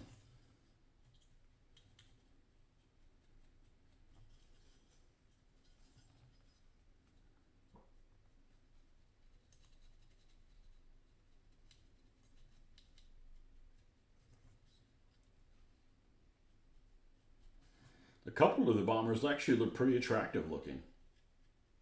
I don't remember which ones they are right now, but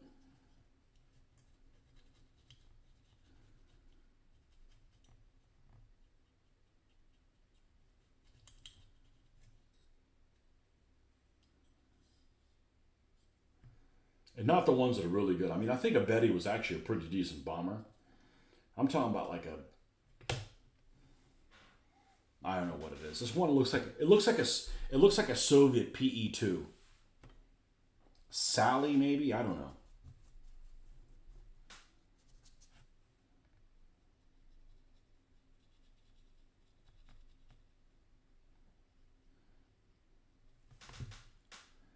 I found out the other day the reason that the Tony was called the Tony is it was nicknamed because I thought it was based on Maki, Italian plane. So like, oh, it's an Italian plane. We'll call it Tony.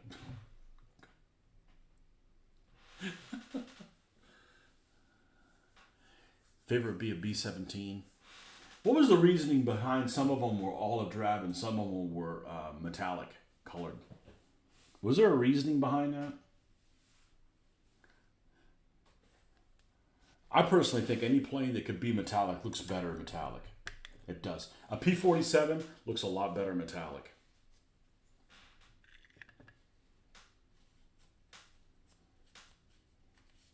All right, I'm going to take a pee break. I'll be right back.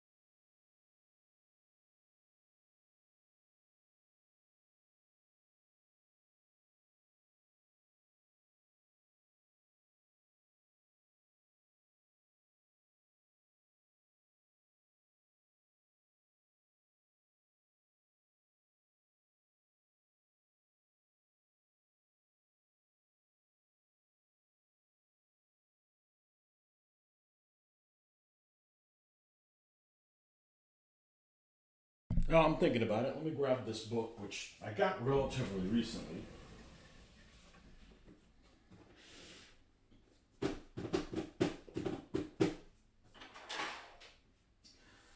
One of the few books I have on aircraft. Which honestly, I probably don't need to have any books on aircraft because all this stuff is available on the internet. But you know, it's nothing like grabbing a book, book.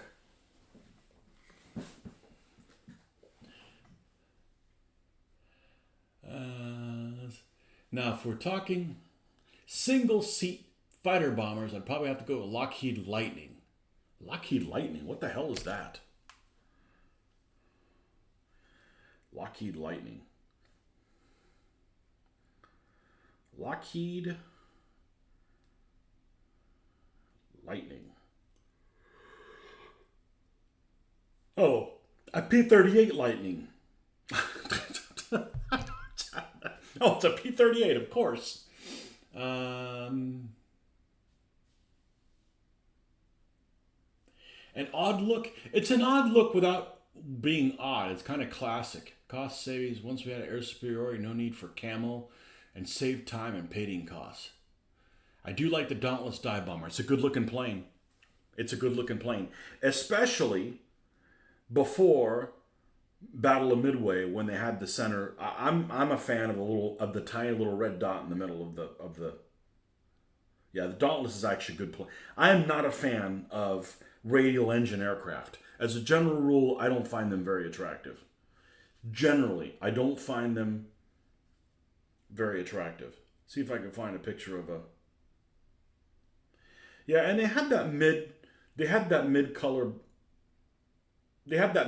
blue, which I kind of like. It's only $103. That's it. Let's see if I could find. Yeah, this looks pretty sweet. I think that looks pretty sweet. I do like a Dauntless. P-38's beautiful. There's way fewer planes I don't like than ones that I do. That's fair. I would agree with you. Stump one, Tony. Yeah, no paint saves weight. Really? I guess it does, but man, you need to lay. Somebody needs to use an airbrush. No brush painting aircraft.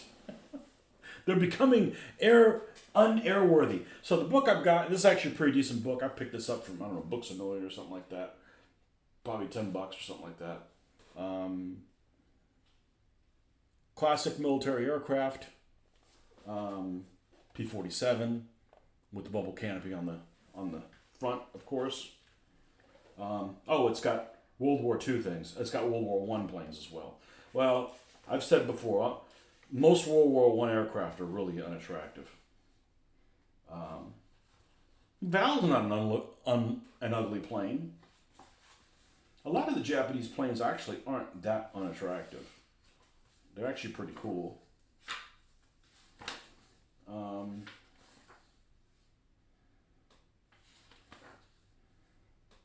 Yeah, Albatross. That's definitely the best looking World War I plane as far as I'm concerned.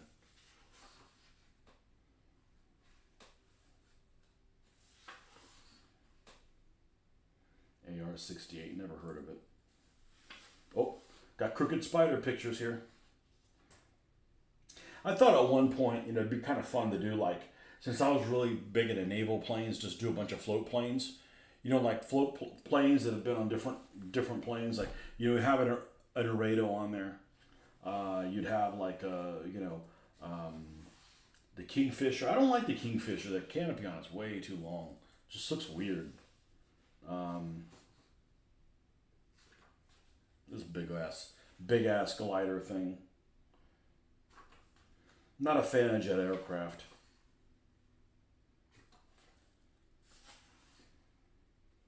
And Albemarle. Armstrong Whitworth Albemarle. Never heard of her. I am a fan of invasion stripes. Invasion stripes make things look good, I think. Unpainted aircraft also save weight for fuel and payload. Wow, I'm not a science guy, so I guess that makes sense. I never really thought about that.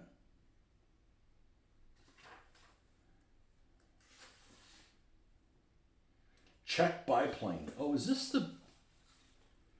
No, there's one plane that actually comes with Czech markings, and that is the old Matchbox model of the Hawker Fury. Comes with Czechoslovakian or Yugoslavian markings, one of those two things. The Fury, I think the Fury is actually a good looking plane for a biplane. Manchester. Anson. Why would they name a plane after a battleship? Oh dear. That's a bunch of glass canopy stuff right there. For fun, my friend put a Dauntless on floats on his model of the USS New Jersey to see who would get it at the model show. Uh-oh. Yeah, I'm not a fan of Lysander. There's a plane I could use for 20 millimeter. Special missions. Actually kind of a robust looking plane. Volti A31, A35 Vengeance. Never heard of her. But they gave it to the Australians, I guess.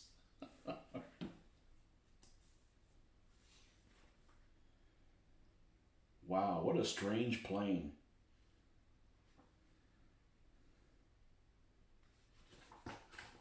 Here's the Kingfisher.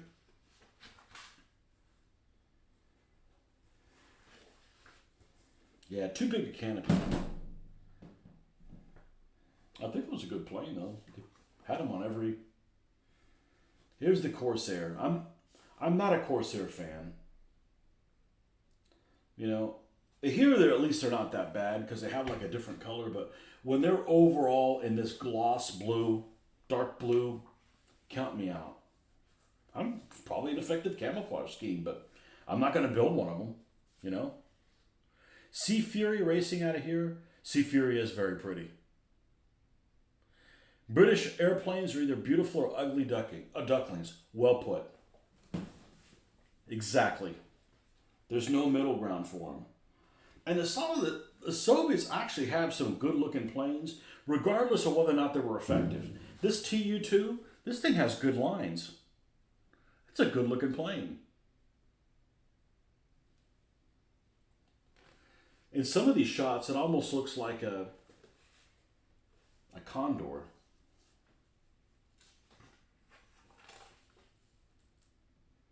And German planes are either wicked looking or ugly ducklings. They're almost all wicked looking. TB3. Is this the one that carried the freaking tank on it? Corrugated like a Ju-52. Except the Ju-52 didn't have freaking bicycle freaking tires on it when it landed. Look at this shit.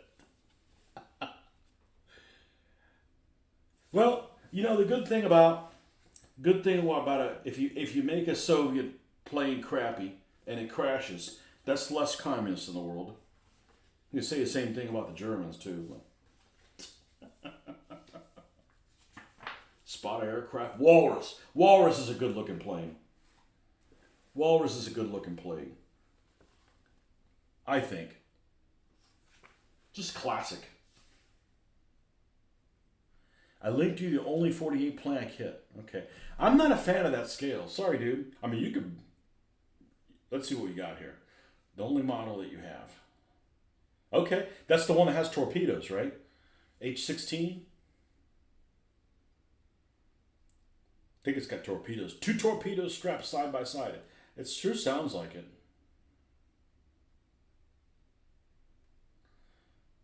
Maybe that's a different H version of it. Who's that made by? ICM. Aren't those ICMs, you know, neither here nor there? Su-2. This thing's weird.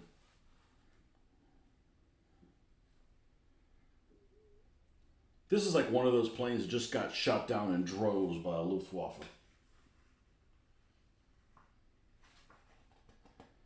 The Soviet planes look good in a whitewash.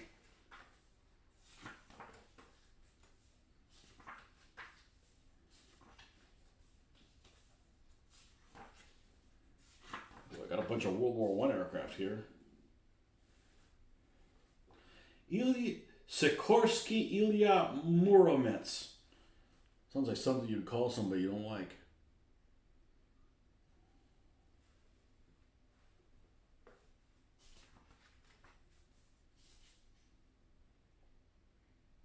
Oh, some of these helicopters from the 50s are ugly as shit. Oh my god. No, you have a bomber with no torpedoes. The one I have, a bomber, no torpedoes. Okay. You like the British Paul Defiant. It's kind of weird looking. Sunderland. Sunderland is like, we want a hotel that can fly. Okay, there you go. Cool plane though.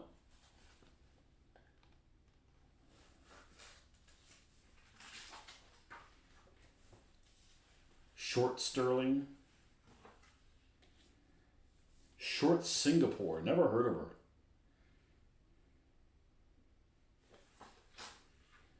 P-35s. There you go.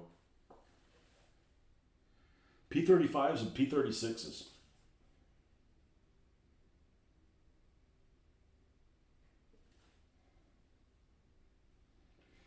Three squadrons of the 1st Pursuit Group received P-35s in 1938. Well, I'll tell you what, they didn't stay in action very long.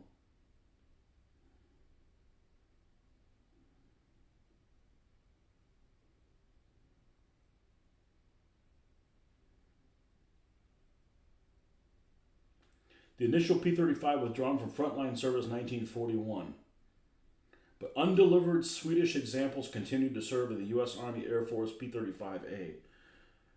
Armament was completely inadequate for a modern fighter, especially when compared with the contemporary British Spitfire and Hurricane or the Luftwaffe's 109.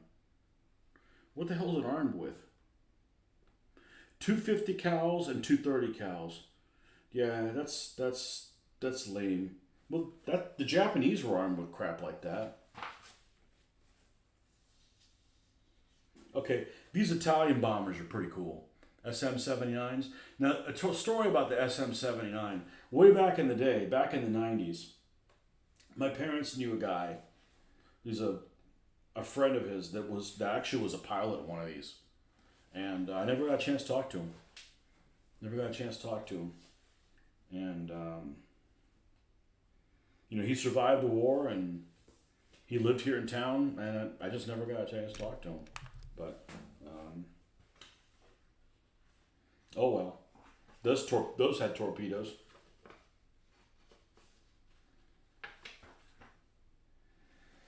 One of the big problems with the Italians is they wouldn't talk to each other. The services wouldn't talk to each other. And the P-47 is one of those planes that,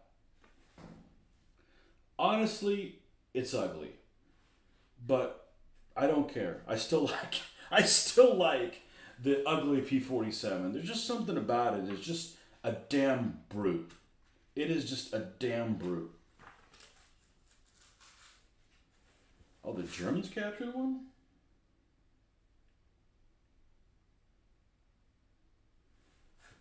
Just a damn brute of a plane.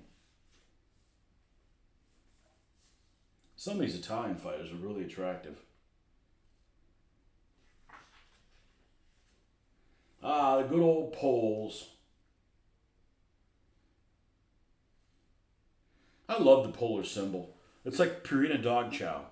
That's what it looks like. The little squares. I like it.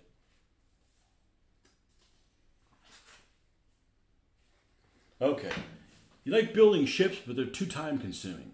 Think I'm just going to stay with 48 planes, 35th vehicles going forward. Ran out of steam on the Scharnhorst. But she's not coal-fired. 850 cals. There you go. P-47 was the last model plane my dad was working on when he died of cancer. Oh, man. That sucks.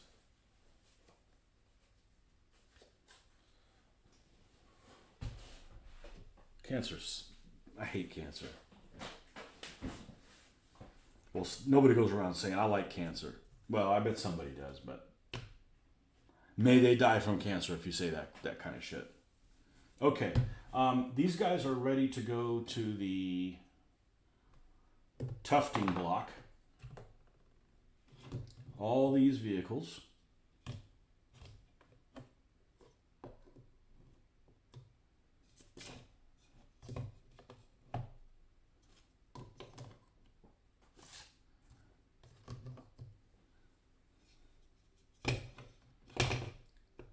Behave. Okay, these are glued. Wheels are glued in place. Good. Hafen. But I bet these things aren't dry. I'll be damned they are. Hallelujah. Okay, let's. I don't know that I noticed that much of a difference. Not painting them first. It wasn't that inconvenient.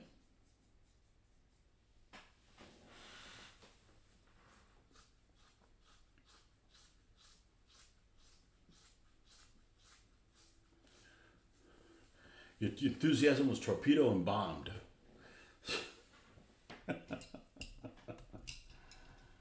Yeah, I mean, sometimes it's hard to keep your momentum up. It happens to everybody. It certainly happened to me.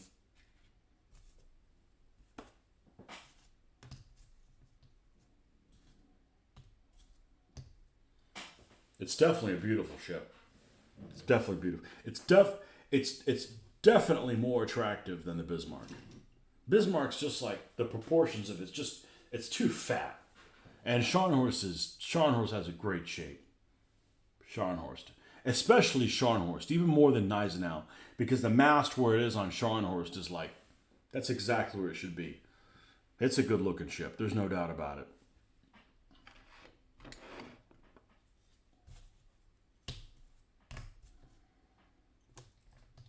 You know, the Bismarck is exactly like the Tiger tank. You know, I just not that big a fan of it, you know. Like one of those things that popularly, of course, whenever the Bismarck gets mentioned in any kind of a forum, when there's a lot of Brits, they're always like, it wasn't that big of a deal. Well, you know, hindsight 2020, you know.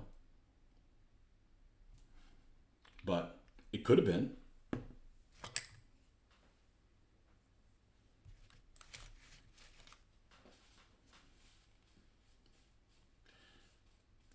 You're working up the courage to start working on Zvezda's 350 HMS Dreadnought. You should do a diorama where it sinks that submarine. It's the only battleship that's gotten credit for sinking a submarine.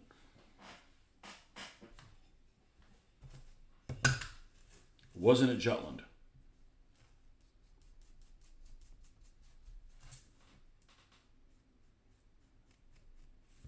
And basically doesn't have a secondary armament except for those, is it 3-pounders or something like that? That are on the roof of the turrets and shit like that. Yeah, I'm not standing on top of a 12-inch gun turret while it's going off firing a 4-inch gun. They're 3-pounder, whatever the hell they're called. I want to say they're 3-pounders.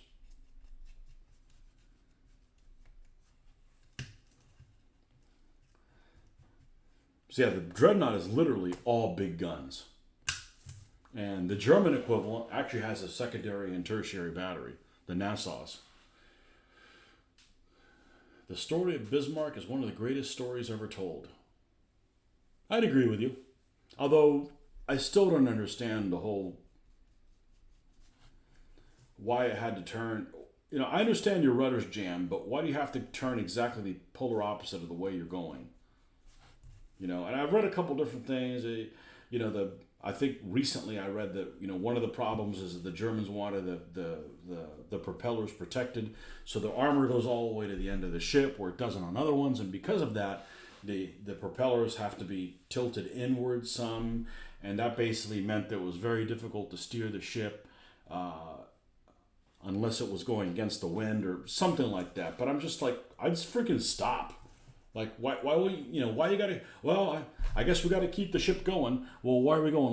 We gotta go exactly the opposite way we're going to, you know, at least like stay there. Like maybe the wolf pack or some planes or something like that can reach us for support. I don't know if it made any difference, but you know. The end of the story of the Bismarck just gets a little bizarre. It gets a little bizarre with that whole, well, why do they keep moving that way? You know, like, okay, you know you're going towards the enemy, okay? And the other thing is, it's like, I don't know that its anti-aircraft battery shot down a single swordfish.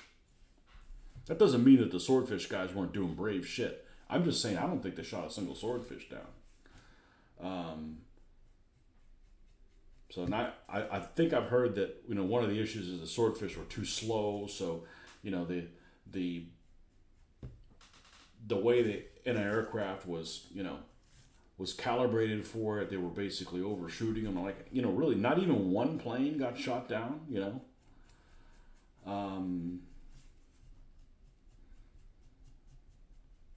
And then, you know, of course, the end, it's getting pounded by, you know, Rodney and Dorsetshire and King George V, and like, you know, it won't go down. Like, how do you simulate that in a game? You know, you're just getting a bunch of superstructure hits, but you've knocked out the power plant where the turrets don't work, and you want to tick off. You want to tick off a Brit off when they start talking trash on a Bismarck. Just mentioned the Prince of Wales got bombed to hell. Well, that's not cool. You know what's not cool? Those two ships, Prince of Wales and Repulse, are sunk in really shallow water, and a lot of their stuff has been, you know, pirates have gone, and a lot of their shit has been pirated by them, you know. You would think it's easy to shoot down a slow-moving swordfish, but that wasn't the case apparently. Yeah, a lot of pass-throughs. Recent discoveries determined that Bismarck's anti-aircraft directors were aligned poorly. Well, that'll do it. Yeah, no, but you know, you got guys on 20s, right? You got guys on 20 millimeters by themselves. They're not controlled by aircraft. They're just like, you know, but they miss too? I don't know. You know. The World War I German sailors wouldn't have missed. Well, they wouldn't have had an aircraft gun, so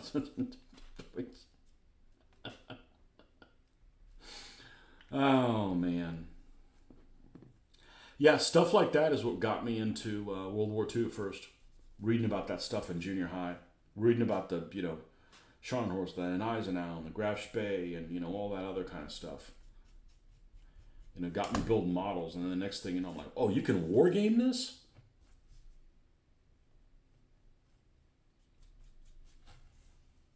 Sign me up.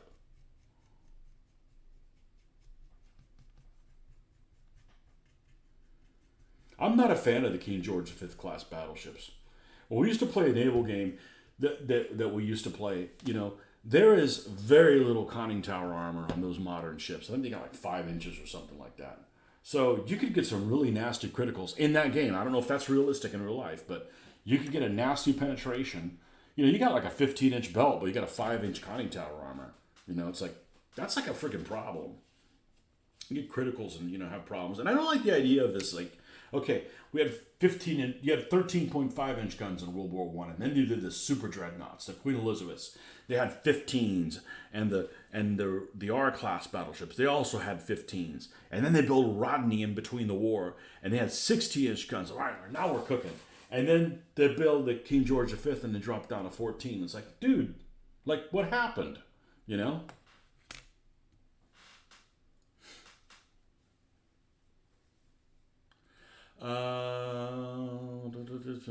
Does the World War II naval game rules you play have the thin decking weakness of the HMS hood in the rules? The weakness, the deck on the hood isn't that thin. It isn't that bad. I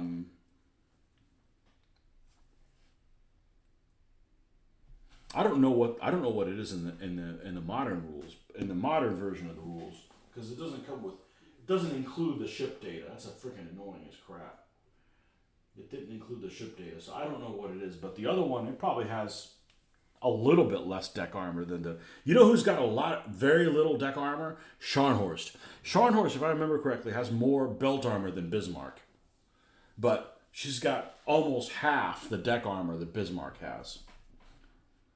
At 2.8 or something like that. Something really, really low. Which, you know, if you're talking about Battle of North Cape, doesn't really matter. You don't have much plunging fire there. Ranges are really, really short.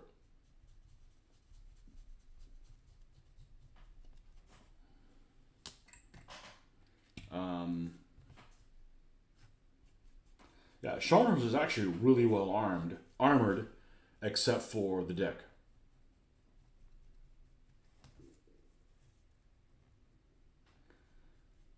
You should get on paint some World War II ships. Been there, done that. I've had 500 of them. Nah. Been there, done that. I'd do 1/6000 if I had to do it again. I wouldn't do 2400. They're too expensive. They take up too much space. They're really out of scale with the rules. The rules I use is 4 inches is a nautical mile. So you need to play on 6x6 or more area if you're doing like a.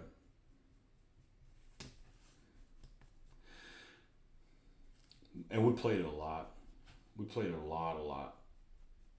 And I still remember all that stuff. Man, I had good times with that. But that is not a fast-moving game, and that's a game that you need to leave set up. There's just so much detail that it has, and it's like, I just don't want to skimp on any detail. So I'm playing something like that has that kind of detail, or I'm not playing anything at all.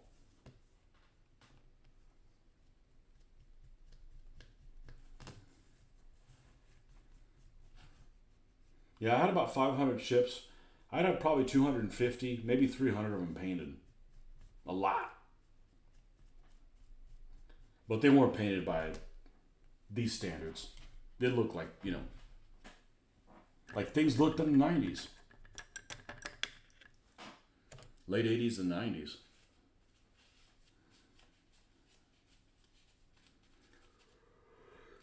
All right, well, I'm going to hit the sack. It's 9:30 at night here.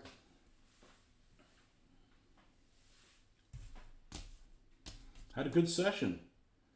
Arsenal of Democracy is rolling on. And this is where we'll pick up off. This is where we'll pick back up. And next time. And we'll see you later on in the week. In Soviet Russia, sack hits you, comrade. That's right.